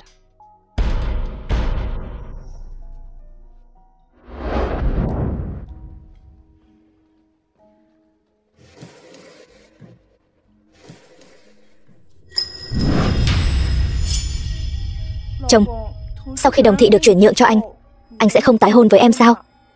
Sao có thể chứ? Chẳng lẽ em không tin anh yêu em sao? Em đương nhiên tin rồi. Sao vậy? Chồng, em thấy buổi lễ hôm nay không đủ long trọng. Đây là ngày anh thừa kế Đồng Thị, thời khắc quan trọng mà. Trước đây vì đóng kịch, truyền thông đối với mối quan hệ của chúng ta có khá nhiều nghi ngờ. Nếu có thể mời tất cả phóng viên trong thành phố đều đến đây thì có thể khiến mọi người trên toàn thế giới đều biết sau này chủ tịch tập đoàn Đồng Thị, đơn hàng hàng chục tỷ của tập đoàn Thanh Đằng, người hợp tác là anh, Đặng Minh Tu. Em muốn anh đường đường chính chính kế thừa Đồng Thị. Bây giờ anh sẽ mời tất cả phóng viên trong thành phố đến đây. Nửa tiếng, không, 15 phút. Sau 15 phút, anh muốn tất cả mọi người trong khán phòng chứng kiến tình yêu của chúng ta, là chứng kiến tôi, Đặng Minh Tu, thực sự trở thành chủ tịch mới của tập đoàn Đồng Thị. Đặng Minh Tu, hôm nay tôi muốn anh hoàn toàn thân bại danh liệt.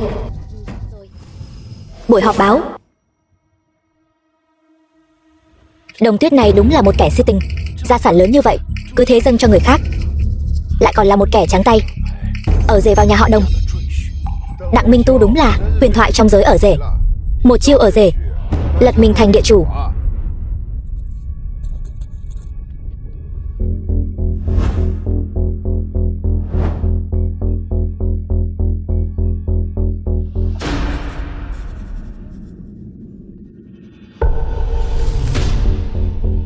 Chồng, em yêu anh. Vợ, anh cũng yêu em. Đặng Minh Tu, tôi muốn xem rốt cuộc anh là người hay là quỷ. Đồng Thị cuối cùng cũng là của tôi rồi. Chồng, từ hôm nay Đồng Thị là của anh rồi. Chúng ta về nhà thôi. Con trai. Con trai. Con trai đáng thương của mẹ. Con trai đáng thương của mẹ. Cái phú quý ngút trời gì chứ? Chúng tôi đều không thèm. Đi thôi. Mẹ. Mẹ đừng như vậy. Bắt đầu rồi.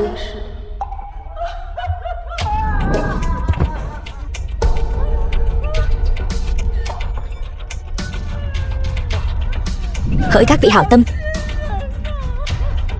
cứu con trai tôi với.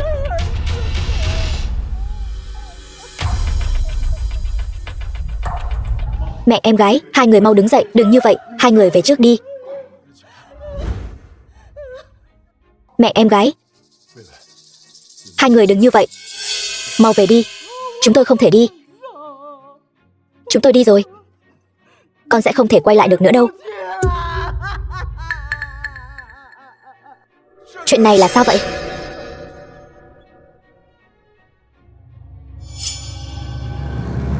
Chính là người phụ nữ này, con dâu tốt của tôi. Cô ta lấy mạng chúng tôi. Cô ta uy hiếp Minh Tu. Cô ta nói nếu chúng tôi muốn sống thì phải tổ chức buổi họp báo hôm nay, ký kết cái thỏa thuận chuyển nhượng đoạt mạng này.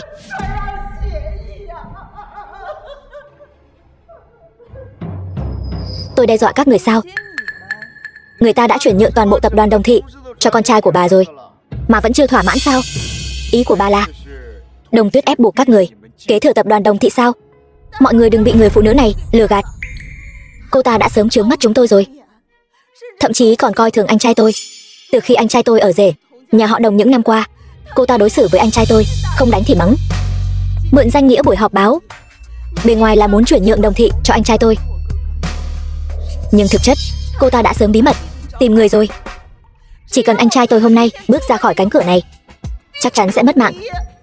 Sau khi con trai tôi mất mạng, công ty này sẽ là của cô ta.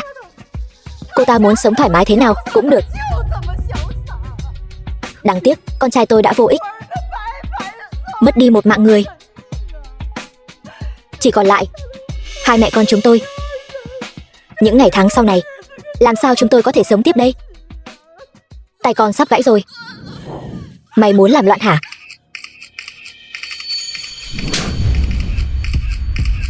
Chính là muốn đánh bà đấy. Tôi bảo sao cô ta lại hào phóng như vậy, cơ nghiệp lớn như thế này lại dễ dàng nhường cho người khác, đánh đập mẹ chồng, em chồng, ngay cả chồng cũng không tha. Người phụ nữ này quả thật là lòng dạ rắn rết, giả mạo danh nghĩa chuyển nhượng công ty, âm mưu lấy mạng chồng. Loại người này làm sao còn mặt mũi mà sống thế?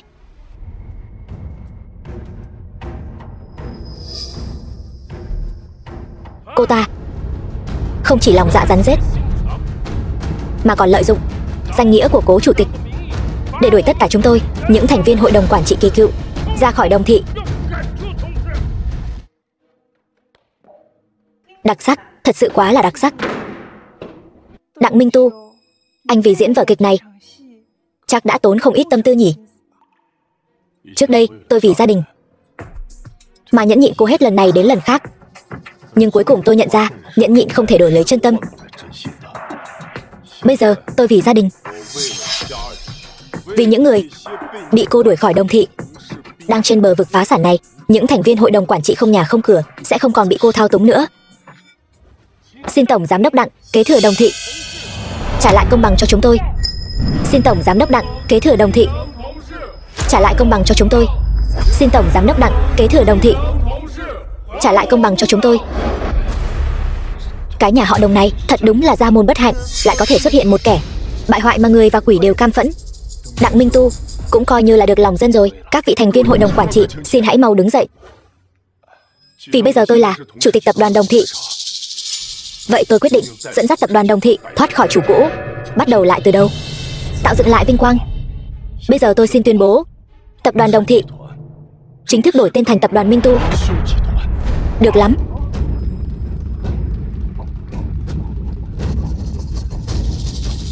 E rằng anh không có quyền này đâu.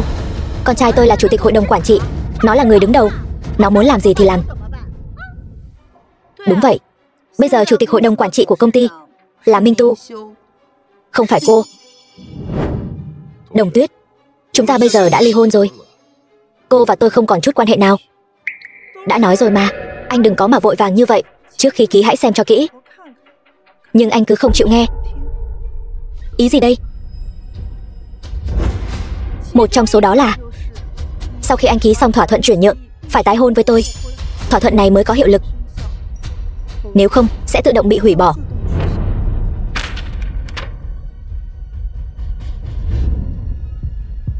Cô lừa tôi sao? Chồng, sao anh lại nói thế? Chẳng lẽ ngay từ đầu anh đã không có ý định tái hôn với em sao?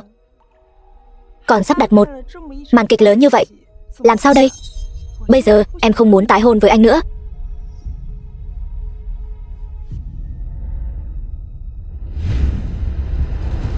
Cảm giác từ thiên đường rơi xuống địa ngục không dễ chịu chút nào phải không, cô?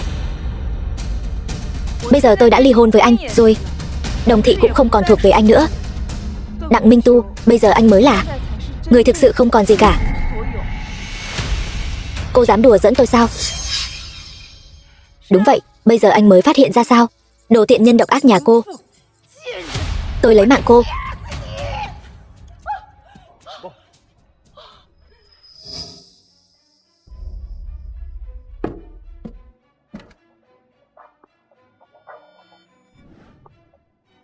Tôi tuyên bố, từ nay về sau, Đặng Minh Tu sẽ không còn là chồng của tôi nữa, cũng không còn giữ bất kỳ chức vụ nào trong tập đoàn Đồng Thị nữa.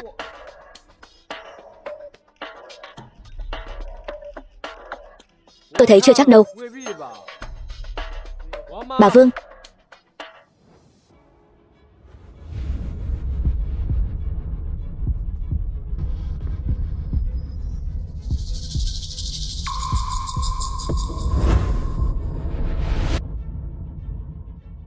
Bà Vương sao? Ai nói tôi và Đồng Tuyết không phải vợ chồng chứ? Anh lại muốn giở trò gì nữa đây? Thỏa thuận ly hôn có hiệu lực với điều kiện tiên quyết là cô phải là Đồng Tuyết thật. Nhưng mà cô căn bản không phải là Đồng Tuyết.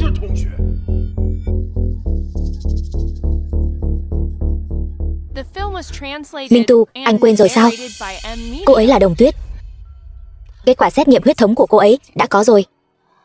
Không, cô ta không phải Đồng Tuyết. Vừa nãy tôi đã hỏi quản gia cũ rồi. Ông ấy nói với tôi rằng lão phu nhân lúc đó đã sinh một cặp song sinh, trông giống hệt nhau. Chỉ là sau này Người chị song sinh đó đã bị bọn buôn người bắt cóc đi mất. Từ đó bặt vô âm tín. Người chị song sinh này, cô ta cũng giống Đồng Tuyết. Trên người cô ta cũng có vết bớt hình hoa mai, cũng có ngọc bội, chỉ có điều trên ngón cái tay trái không có vết sẹo bỏng đó. Cô ta chắc chắn không phải Đồng Tuyết. Cô ta là người chị song sinh bị bọn buôn người bắt cóc. Chuyện này là thật sao? Tôi không phải đã nói rồi sao? Vết sẹo là do tôi đi thẩm mỹ xóa đi rồi. Hơn nữa không phải các người đã nói báo cáo xét nghiệm huyết thống sẽ không sai được sao? Song sinh có huyết thống tương tự nhau thì có gì lạ đâu. Hôm nay tôi đặc biệt mời đến giáo sư sinh vật học nổi tiếng của Hải Thành để đặc biệt giải thích rõ ràng chuyện này cho mọi người. Nếu là sinh đôi cùng trứng, ngoài nhóm máu và ngoại hình sẽ giống hệt nhau, thì huyết thống cũng sẽ hoàn toàn giống nhau. Đúng rồi, quản gia cũ đã nói, người chị này phía sau cổ có một vết bớt màu đỏ rõ ràng, em gái không có. Cô còn gì để nói nữa không? Quả nhiên cô không phải Đồng Tuyết. Quý vị, vở kịch này cũng nên kết thúc rồi. Nếu cô ta không phải Đồng Tuyết, vậy bản thỏa thuận ly hôn này đương nhiên là vô hiệu. Đồng Tuyết là vì trầm cảm mà nhảy xuống tự kết liễu. Bây giờ tôi là người duy nhất kế thừa hợp pháp của Đồng thị. Nhà cửa, xe cộ và đơn hàng hàng chục tỷ đều là của tôi, bao gồm cả toàn bộ tập đoàn Đồng thị này cũng là của tôi. Hóa ra anh là người như vậy. Chuyện này là sao vậy? Sao lại có thêm một Đồng Tuyết nữa? Ôi trời, chuyện này...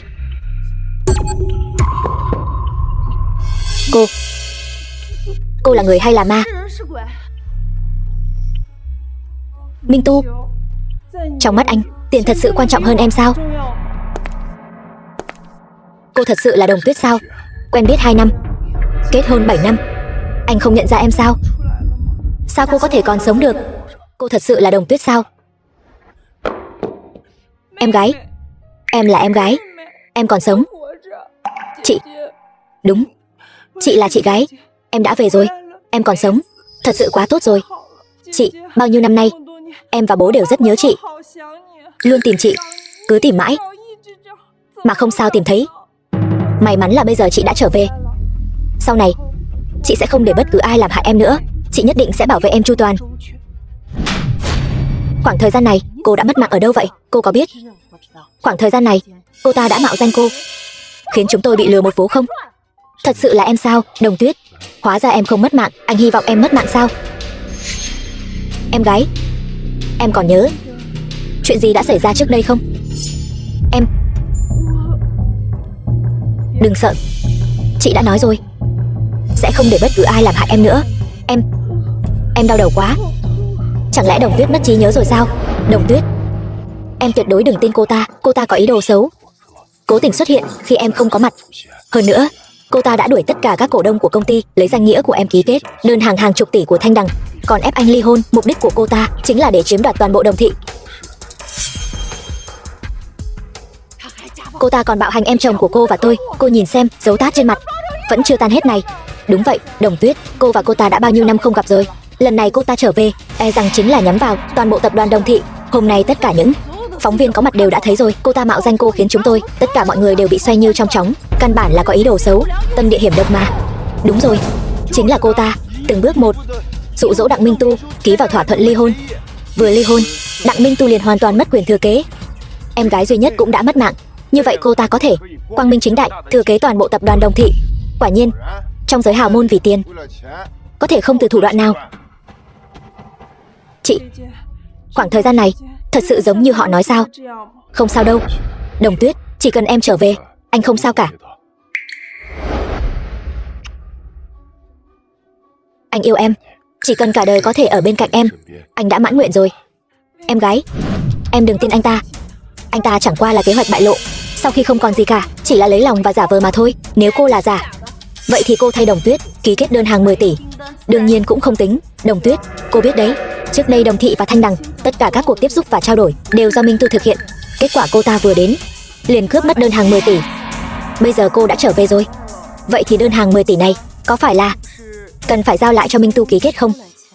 Chỉ cần ký kết đơn hàng 10 tỷ Minh Tu sợ gì không có cơ hội vực dậy chứ. Trước đây anh đã hứa với em ký kết đơn hàng 10 tỷ này sẽ tặng cho em làm quà. Nhưng sau khi người phụ nữ này xuất hiện, cô ta đã cố tình phá hoại món quà anh tặng cho em và đồng thị này. Tổng giám đốc Triệu đến.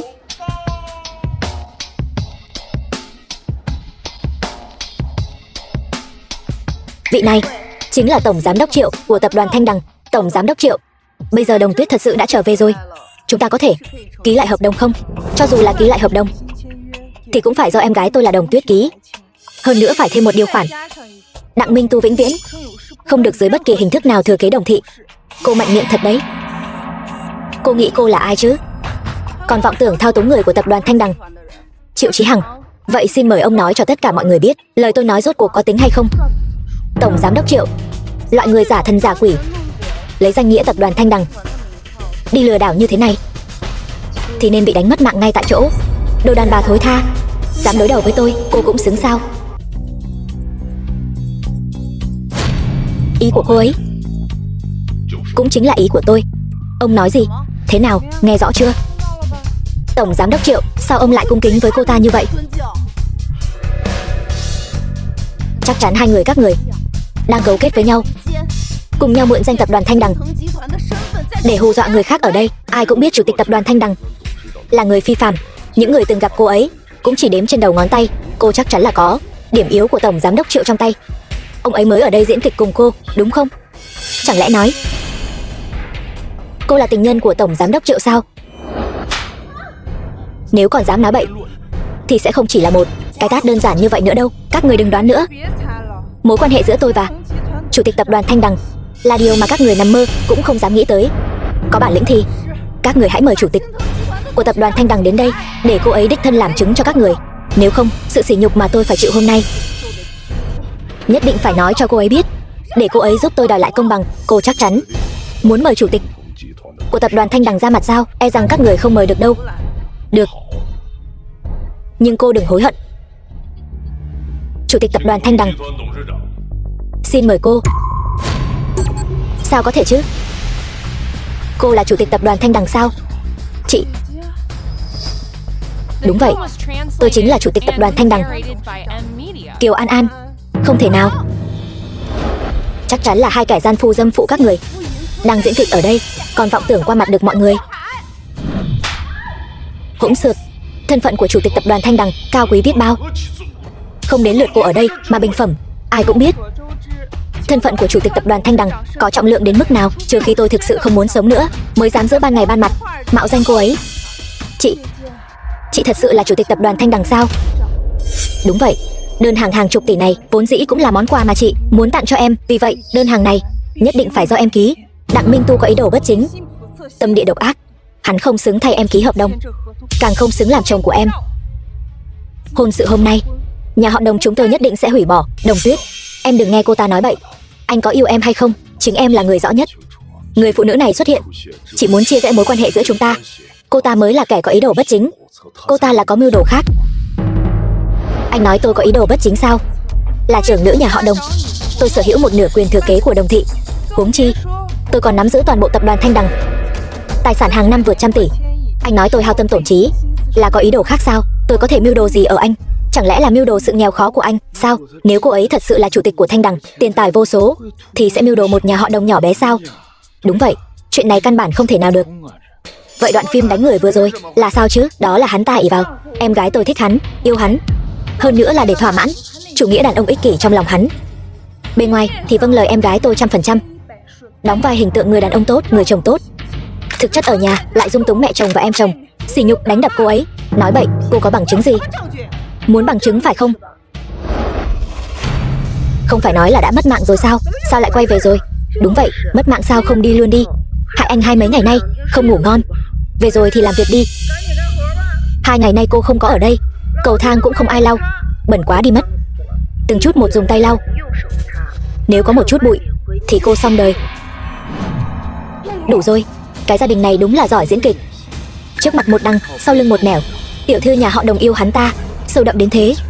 Theo tôi thấy, một tiểu thư khuê các như Đồng Tuyết, kiểu đàn ông nào mà không tìm được, cứ nhất định phải tìm một kẻ lòng lang dạ sói. Em gái, lần này em tin chị rồi chứ? Đồng Tuyết, Chuyện này là anh đã không để ý đến em. Sau này anh nhất định sẽ yêu em, bảo vệ em. Em cũng yêu anh mà, đúng không? Em đã từng nói sẽ yêu anh trọn đời trọn kiếp đấy. Nếu đã như vậy thì tại sao anh còn muốn hại em? Cái gì? Anh hại em cái gì chứ? Không biết sao? Vậy để tôi nhắc cho anh. Ngày 25 tháng 4, kỷ niệm 7 năm của chúng ta, vào đêm kỷ niệm ngày cưới, anh đã lừa tôi ra biển, dẫn tôi lặn xuống biển, cuối cùng nhốt tôi vào chiếc lồng, ngắm cảnh dưới đáy biển, muốn dìm tôi mất mạng. Em không mất trí nhớ sao? Tôi cứ nghĩ anh ít nhất cũng sẽ có một chút hối cải, ít nhất cũng sẽ có một chút hổ thẹn, thì tôi có thể cho anh một cơ hội tha thứ cho anh. Thế nhưng anh khiến tôi quá thất vọng rồi. Không phải đâu. Em gái, hắn ta chính là một tên xúc sinh không có bất kỳ tình cảm nào, lạnh lùng, ích kỷ, giả dối. Thì làm sao có thể hối cải và hổ thẹn được chứ? Chúng ta ly hôn đi. Em muốn ly hôn với anh sao? Không ly hôn, chẳng lẽ còn muốn tiếp tục mặc kệ anh chà đạp lên cuộc đời cô ấy sao? Đặng Minh Tu, con đường vào tù này là do anh tự mình chọn. Anh tiêu đời rồi. Thỏa thuận ly hôn. Được thôi. Ai nói với các người là tôi tiêu đời rồi?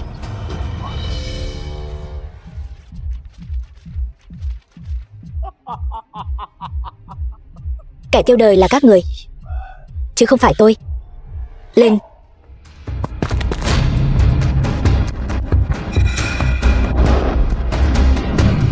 Đặng Minh Tu, rốt cuộc anh muốn làm gì? Hôm nay chính là ngày tàn của các người. Chẳng lẽ muốn lấy mạng người để bịt đầu mối sao? Đúng vậy. Thế nào? Nơi này đã bị người của tôi bao vây kín mít rồi. Chỉ cần lấy mạng các người, sau đó phóng một trận hỏa hoạn lớn, bịt miệng tất cả mọi người. Sau khi ra ngoài, tôi sẽ là người thừa kế duy nhất của tập đoàn Đồng Thị. Toàn bộ Đồng Thị, bao gồm cả tập đoàn Thanh Đằng của cô, đều là của tôi. Tổng giám đốc Đặng, chuyện này không liên quan gì đến chúng tôi cả. Anh không thể làm hại người vô tội được. Vậy thì câm miệng lại cho tôi. Chuyện ngày hôm nay không được phép nói ra một chữ nào. Một lũ ngu ngốc. Đợi tôi xử lý xong hai chị em nhà họ Đồng này, tôi sẽ xử lý các người. Chị đừng sợ, bọn họ sẽ không làm hại chúng ta đâu. Mất mạng đến nơi rồi mà còn dám nói khoác sao? Vậy thì theo chị gái tốt của cô mà đi theo cái lão già Đoàn Mạnh kia đi. Lên.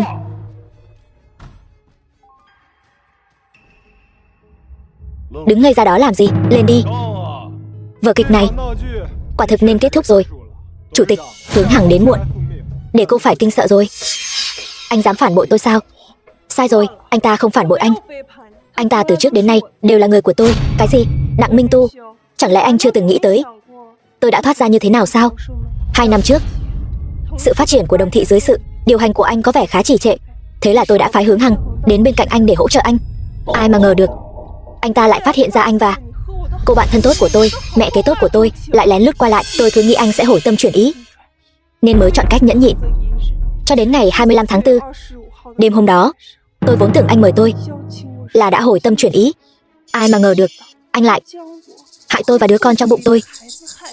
Đêm đó, tôi phát hiện có điều không đúng lắm, vội vàng chạy ra bờ biển muốn ngăn cản, nhưng không ngờ vẫn chậm một bước.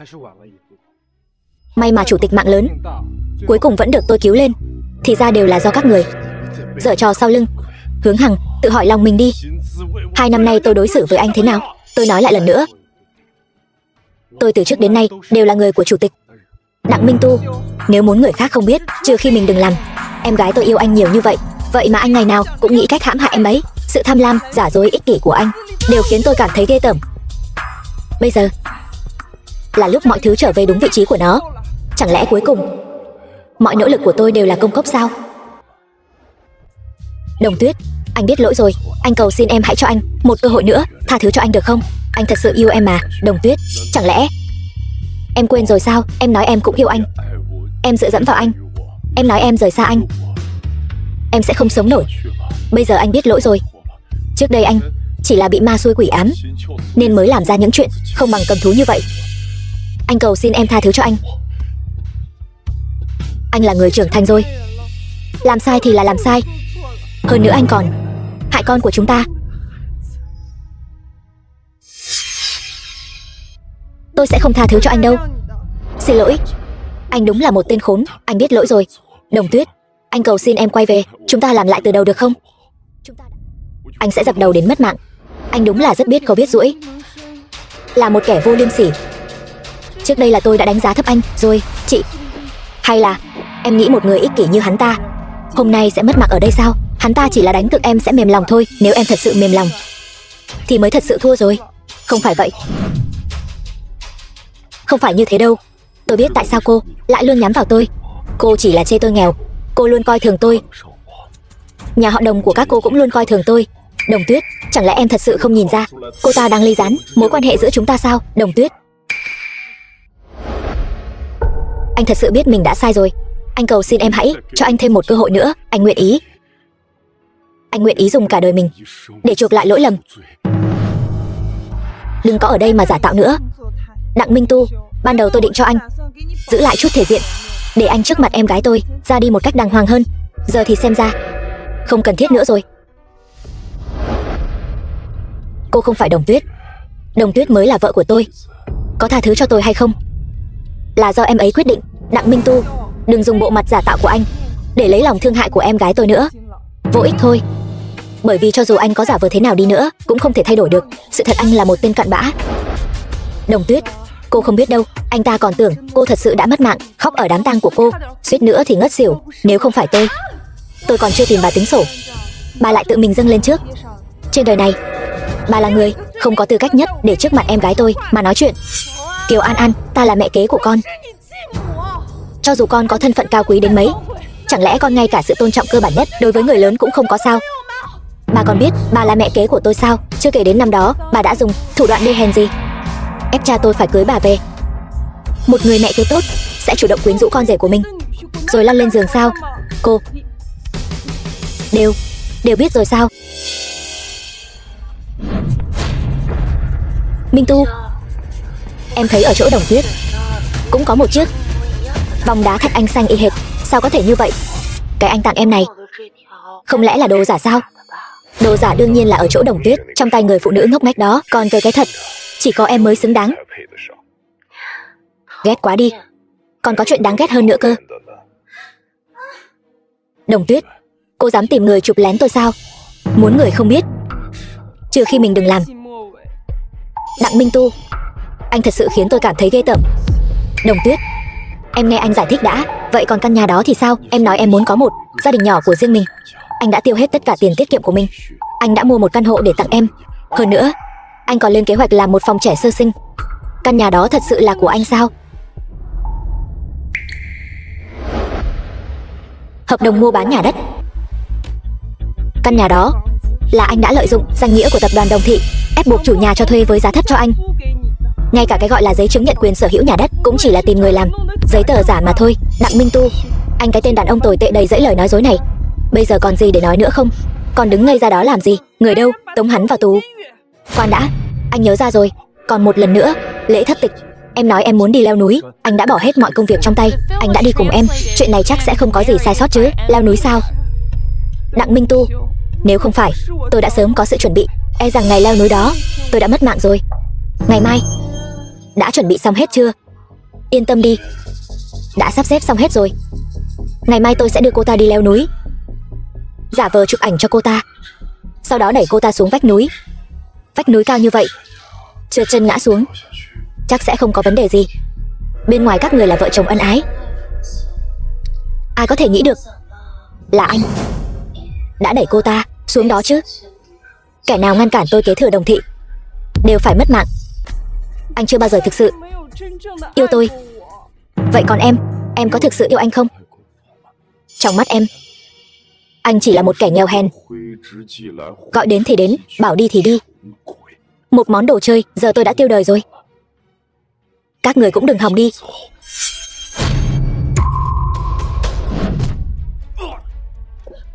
Chị không sao chứ? Chị đã nói rồi, sau này sẽ không để em phải chịu bất kỳ tổn thương nào nữa. Trước đây là chị đã không bảo vệ tốt cho em, suýt chút nữa mất em. Sau này chị sẽ bảo vệ em chu toàn. Đặc biệt là hắn ta. Sau này chị sẽ không để hắn ta làm em tổn thương dù chỉ một chút. Tình chị em thật sâu đậm. Gia đình các người đúng là yêu thương nhau thật đấy. Vậy thì trong mắt các người, người ngoài không phải là người sao? Tôi ở rể nhà họ Đồng tròn 7 năm. Các người có biết 7 năm này tôi đã sống như thế nào không? 7 năm này, lẽ nào tôi đã bạc đãi anh? Nhà họ Đồng bạc đãi anh sao? Anh nói anh muốn khởi nghiệp, tôi liền lấy hết tất cả tiền riêng cho anh. Anh nói anh muốn vào công ty, tôi liền quỳ xuống cầu xin bố để anh vào công ty. 2 năm nay lại buông tay giao Đồng Thị cho anh quản lý. Rốt cuộc anh còn gì không hài lòng nữa? Đừng giả nhân giả nghĩa nữa. Hôm nay tôi sẽ trước mặt tất cả mọi người vạch trần nhà họ Đồng. Bộ mặt giả dối của các người. Tôi biết các người luôn luôn coi thường tôi, biết tôi là một thằng nhóc nghèo từ trong núi ra. Tôi ở rể nhà họ Đồng 7 năm, sống còn không bằng một con chó của nhà họ Đồng các người. Sao anh có thể nói như vậy? Tôi nói sai sao? Tôi có năng lực, có khí phách, nhưng bố cô đề phòng tôi như đề phòng trộm vậy. 7 năm này, cho dù là một con chó cũng có một khúc xương để ăn chứ. Còn các người thì sao? Các người khắp nơi chèn ép tôi. Cái lão già đó mất mạng cũng không chia cho tôi một nửa gia sản. Cô có biết người ngoài nói gì về tôi không? Nói tôi là chỉ biết dựa dẫm vào vợ, một tên vô dụng ăn bám. Hóa ra bao nhiêu năm nay trong lòng anh lại nghĩ như vậy. Tôi còn ngây thơ tưởng rằng anh thực sự yêu tôi trước tiền tài và quyền thế. Tình yêu là gì chứ? Cô có biết ở bên ngoài không có cơm mà ăn, đói bụng là như thế nào không? Cô có biết bị người ta giẫm đạp dưới chân giống như chó phải uống nước tiểu không? Cô có biết bị người ta mắng là phế vật, trông như một kẻ vô dụng hèn nhát không? Cô không hiểu đâu. Tôi hiểu đó. Tôi hiểu rõ. Chỉ có thứ mình thực sự muốn nắm được trong tay mình mới là thật. Đồng Thị chỉ có thể là của tôi. Vậy nên anh đã vì Đồng Thị chọn cách tạo ra tai nạn để lấy mạng tôi sao? Nếu muốn trách thì hãy trách chính cô và cả người cha đã khuất của cô nữa. Tại sao không sớm giao công ty cho tôi chứ? Đừng dùng chiêu trò đáng thương để che đậy tâm hồn dơ bẩn và nội tâm thối nát của anh nữa. Ngay từ đầu anh đã vì tiền mới cố ý tiếp cận em gái tôi. Nhưng mà Minh Tu, tại sao anh lại không tin tình yêu tôi dành cho anh chứ? Chẳng lẽ anh không tin tôi sẽ giao Đồng Thị cho anh quản lý sao? Nếu không có ngày 25 tháng 4, vụ mưu sát anh dành cho tôi, thì Đồng Thị bây giờ đã sớm là của anh rồi. Ý gì vậy? Khi tôi biết được khoảnh khắc tôi mang thai, tôi đã quyết định chuyển nhượng tất cả mọi thứ của Đồng Thị cho anh. Rõ ràng anh chỉ cần lừa dối tôi thêm vài giờ, Đồng Thị sẽ là của anh. Nhưng anh lại ngay cả diễn kịch cũng không muốn diễn nữa. Thậm chí còn hại con của chúng ta. Không thể nào. Không thể nào. Tất cả những gì anh muốn lại là thứ em gái tôi không hề quan tâm nhất. Vốn dĩ cô ấy chỉ muốn trao tất cả cho anh, thế mà anh lại phụ bạc một người phụ nữ thật lòng yêu anh. Trời có mắt, sẽ không để anh đạt được ước nguyện đâu. Sao lại thế này? Tôi đã tự tay lấy mạng con của mình. Tôi đã tự tay lấy mạng con của mình. Tôi không phải là người. Tôi là một súc sinh. Tôi đáng lẽ phải mất mạng. Minh Tu, anh đừng bị bọn họ lừa gạt như thế. Bọn họ đang diễn kịch để kích động anh đấy. Anh không nhìn ra sao? Tất cả là tại cô, cái đồ hồ ly tinh. Cô đã quyến rũ tôi, cô đã mê hoặc tôi. Cô lừa tôi nói rằng cố chủ tịch không hài lòng về tôi, Đồng Tuyết không có tôi trong lòng. Chính là cô.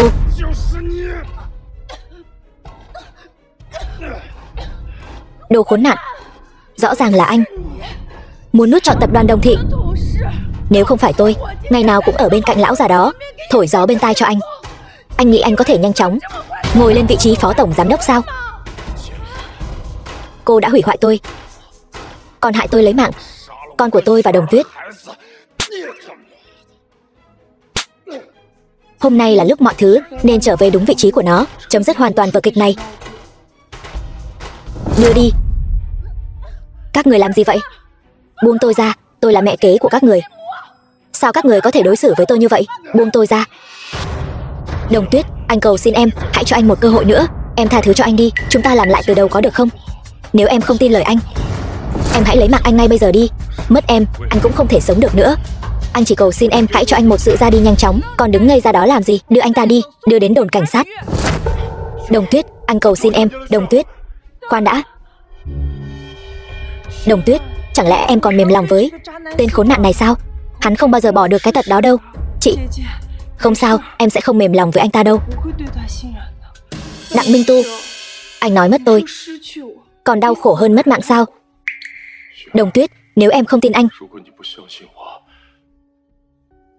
thì hãy dùng con dao găm này lấy mạng anh đi.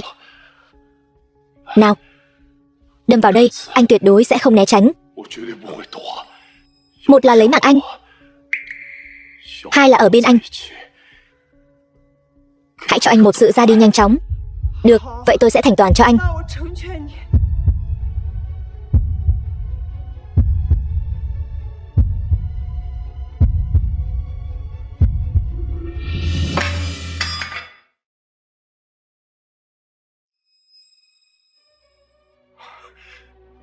Đồng Tuyết, anh biết ngay là em yêu anh mà, đúng không? Là như vậy đúng không? Không, tôi không lấy mạng anh. Chỉ là không muốn máu của anh làm bẩn tay tôi. Từ hôm nay, 7 năm hôn nhân của chúng ta, không ai nợ ai cả. Giữa hai chúng ta không còn bất kỳ mối liên hệ nào nữa. Chị, chúng ta đi thôi. Tất cả những chuyện xảy ra hôm nay không được phép nói ra một lời nào.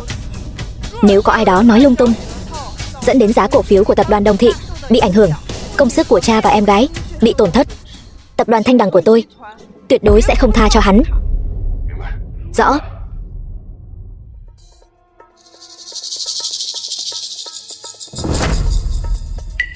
Các người làm gì vậy? Làm gì sao? Đồ lòng lang dạ sói như anh,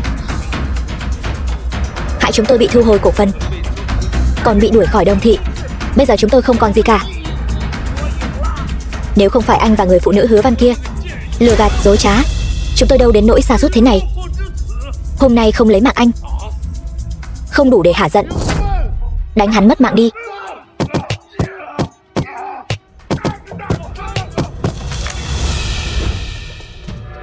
Em gái, em sẽ không mềm lòng với hắn chứ? Không đưa hắn vào tù đã là sự nhân từ lớn nhất đối với hắn rồi. Dù sao đây cũng là Đồng Thị. Nếu hắn thật sự mất mạng ở đây, tin đồn ra ngoài sẽ làm tổn hại đến danh tiếng của Đồng Thị. Chị, bảo họ dừng tay, đuổi hắn ra ngoài đi. Sau này hai người đường ai nấy đi, vĩnh viễn sẽ không còn liên quan gì nữa. Được, hôm nay cứ tha cho hắn lần cuối. Tất cả dừng tay.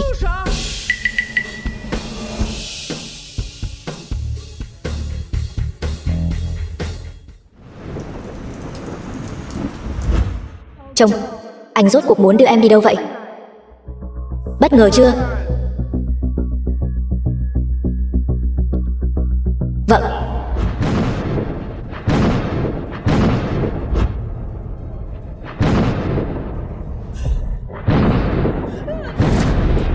Đồng Tuyết, đừng kêu lên nữa, là anh đây.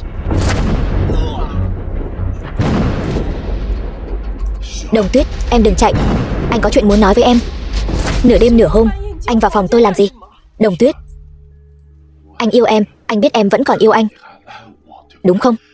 Nếu như anh biết em đã mang thai con của chúng ta, anh tuyệt đối sẽ không làm hại em. Bây giờ nói gì cũng vô ích rồi. Tôi đã cho anh rất nhiều cơ hội rồi. Chị nói đúng, không đưa anh vào tù đã là sự nhân từ lớn nhất rồi. Đồng Tuyết, em vẫn chưa hết giận sao? Làm gì đấy? Đồng Tuyết, em đừng sợ, anh không làm hại em đâu. Anh chỉ muốn em tha thứ cho anh.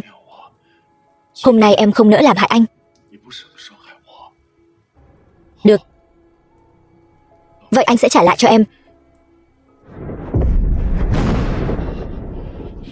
Anh điên rồi, chúng ta đã ly hôn rồi. Ly hôn rồi chúng ta vẫn có thể tái hôn mà, anh có thể đợi em mà. 1 năm, 2 năm, thậm chí 10 năm. Chúng ta lại ở bên nhau. Làm lại từ đầu được không? Không quay lại được nữa rồi, mãi mãi không quay lại được nữa rồi. Anh đi đi, nếu không tôi sẽ gọi người đấy. Đồng Tuyết, em không yêu anh nữa phải không? Em vậy mà ngay cả tính mạng của anh cũng không quan tâm nữa rồi. Đồng Tuyết, Tình yêu của em rốt cuộc cao quý đến mức nào vậy? Từ khi anh bỏ mặc tôi một mình ở dưới đáy biển, tôi đã không còn là Đồng Tuyết của ngày xưa nữa rồi. Nếu bây giờ anh đi, tôi có thể cho anh một khoản tiền để anh không phải lang thang đầu đường xó chợ.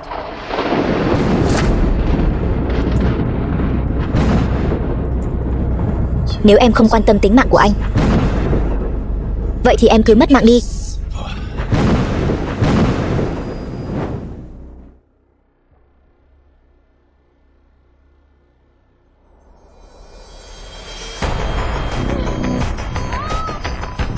Đồng Tuyết, em tỉnh rồi sao?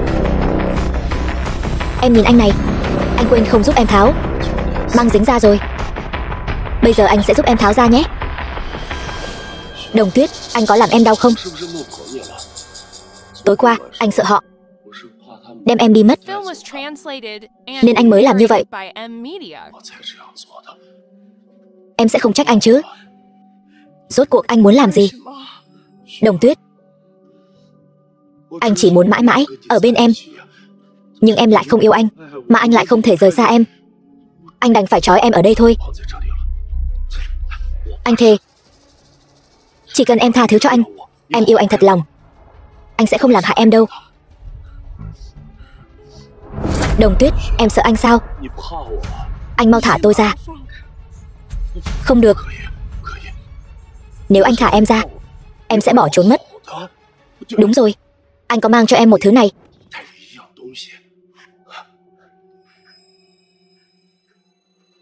Anh đã chuẩn bị một bộ quần áo cho con của chúng ta. Không phải em vẫn luôn rất muốn có một đứa con sao? Anh còn nghĩ cả tên rồi. Đặng Minh Tu, anh tỉnh táo lại đi. Đứa bé đã không còn nữa rồi. Khi anh nhốt tôi vào cái lồng dưới đáy biển thì đứa bé đã không còn nữa rồi. Bây giờ anh giả vờ làm những thứ này thì còn ý nghĩa gì nữa? Không phải đâu. Đứa bé đó không còn nữa. Chúng ta vẫn có thể có thêm mà. Chỉ cần chúng ta yêu thương nhau, chúng ta có thể có rất nhiều con. Em muốn bao nhiêu đứa con cũng được mà. Anh thả tôi ra đi. Chị phát hiện tôi không có ở nhà sẽ nhanh chóng tìm đến thôi. Sao bây giờ em lại trở nên nhẫn tâm như vậy chứ? Không phải trước đây em rất yêu anh sao? Em vì anh đến cả mạng sống cũng không cần. Nhưng bây giờ em đã thay đổi rồi. Là anh. Từ đầu đến cuối, anh chỉ lợi dụng tôi thôi. Người anh yêu không phải là tôi. Người anh yêu chỉ là tiền của nhà họ Đồng. Người thay đổi không phải là tôi, mà là anh. Nhưng bây giờ anh yêu em. Anh sẽ mãi mãi yêu em. Anh cầu xin em, tha thứ cho anh được không? Đây là cách anh cầu xin tôi. Tha thứ sao?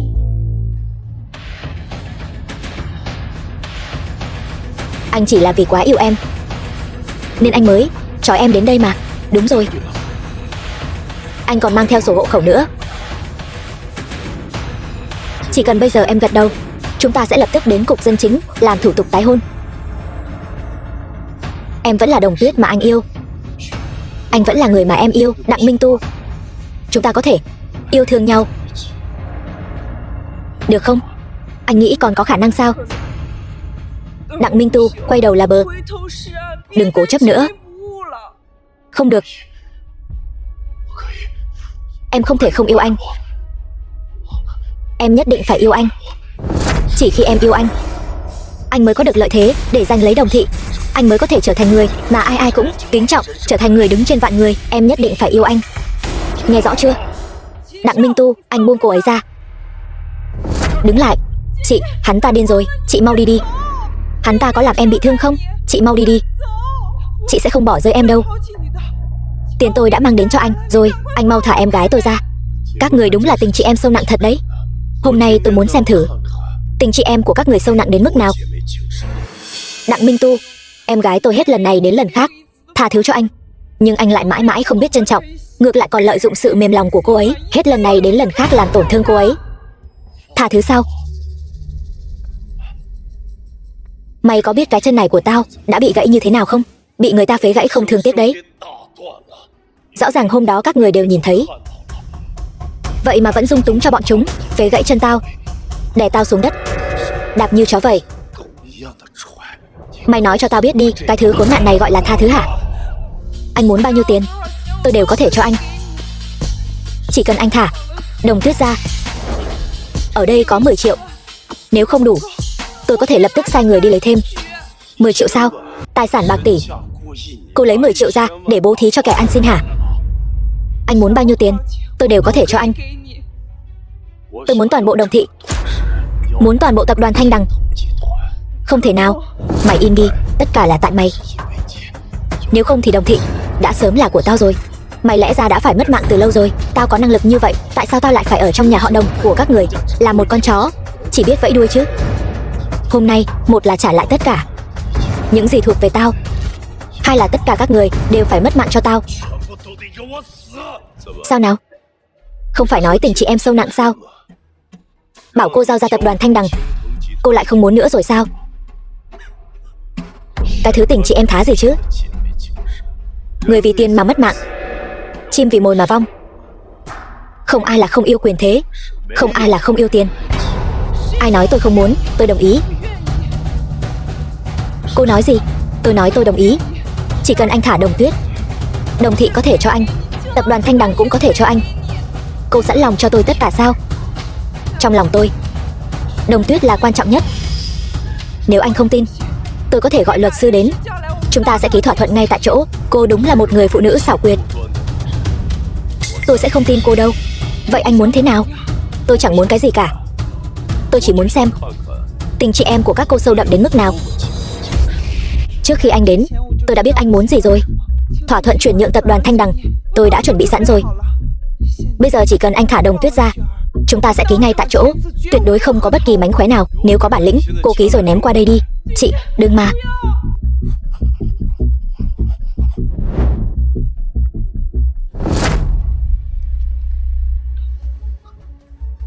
Tập đoàn Thanh Đằng đã là của tôi rồi. Tập đoàn Thanh Đằng có tài chính hùng mạnh. Sau khi anh tiếp quản, Đồng thị chẳng qua chỉ là vật trong túi của anh thôi. Bây giờ tôi là chủ tịch của tập đoàn Thanh Đằng rồi. Tôi cuối cùng không cần phải nhìn sắc mặt của người khác nữa rồi. Bây giờ có thể thả Đồng Tuyết ra rồi chứ? Cô đúng là ngây thơ thật đấy. Thả các cô ra chẳng phải là tương đương với thả hổ về rừng sao? Anh có ý gì? Ý của Minh Tu đương nhiên là hôm nay các cô đều không thể đi được nữa. Hứa Văn, bà không phải đã bị đuổi khỏi Hải Thành và vĩnh viễn không được quay lại sao? Sao vậy? Chột dạ rồi hả? Sợ rồi sao? Hôm nay tôi đến đây để tìm các cô đòi nợ. Minh Tu, hôm nay không thể tha cho cả hai cô ta. Các người quả nhiên là vĩnh viễn không học được cách hối cải. Chị mau đi đi. Đừng bận tâm đến em, cầm miệng, cô đừng chạm vào em ấy, đừng nhúc nhích. Biết đây là gì không? Đây là axit đấy. Chỉ cần tôi làm thế này, nhẹ nhàng vặn mở ra, sau đó đổ lên mặt cô ta như thế này. Khuôn mặt xinh đẹp này của cô ta sẽ biến mất. Đừng mà, người đã khiến các người mất tất cả là tôi, không phải Đồng Tuyết. Có gì thì cứ nhắm vào tôi đây. Đúng là tình chị em sâu đậm thật đấy. Hôm nay tôi muốn xem giữa các cô rốt cuộc có tình cảm sâu đậm đến mức nào. Nếu không thì thế này, chúng ta chơi một trò chơi đi. Gọi là cô mất mạng thì cô ta sống, cô ta mất mạng thì cô sống. Nào. Chị đừng tin bọn họ. Không phải tình chị em sâu đậm sao? Sao hả? Sợ mất mạng rồi sao?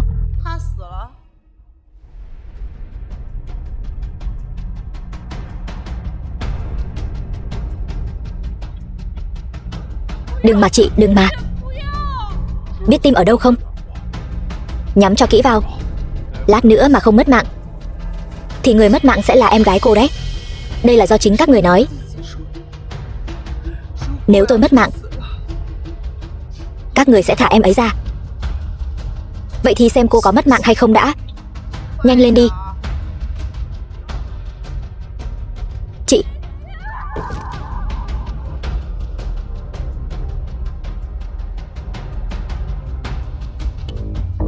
Thả tôi ra. Tất cả là lỗi của em. Là em đã hại chị.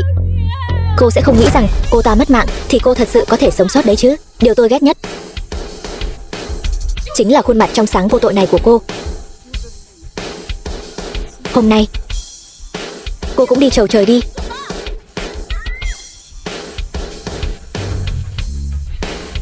Cô vậy mà vẫn còn sống. Con tiện nhân này.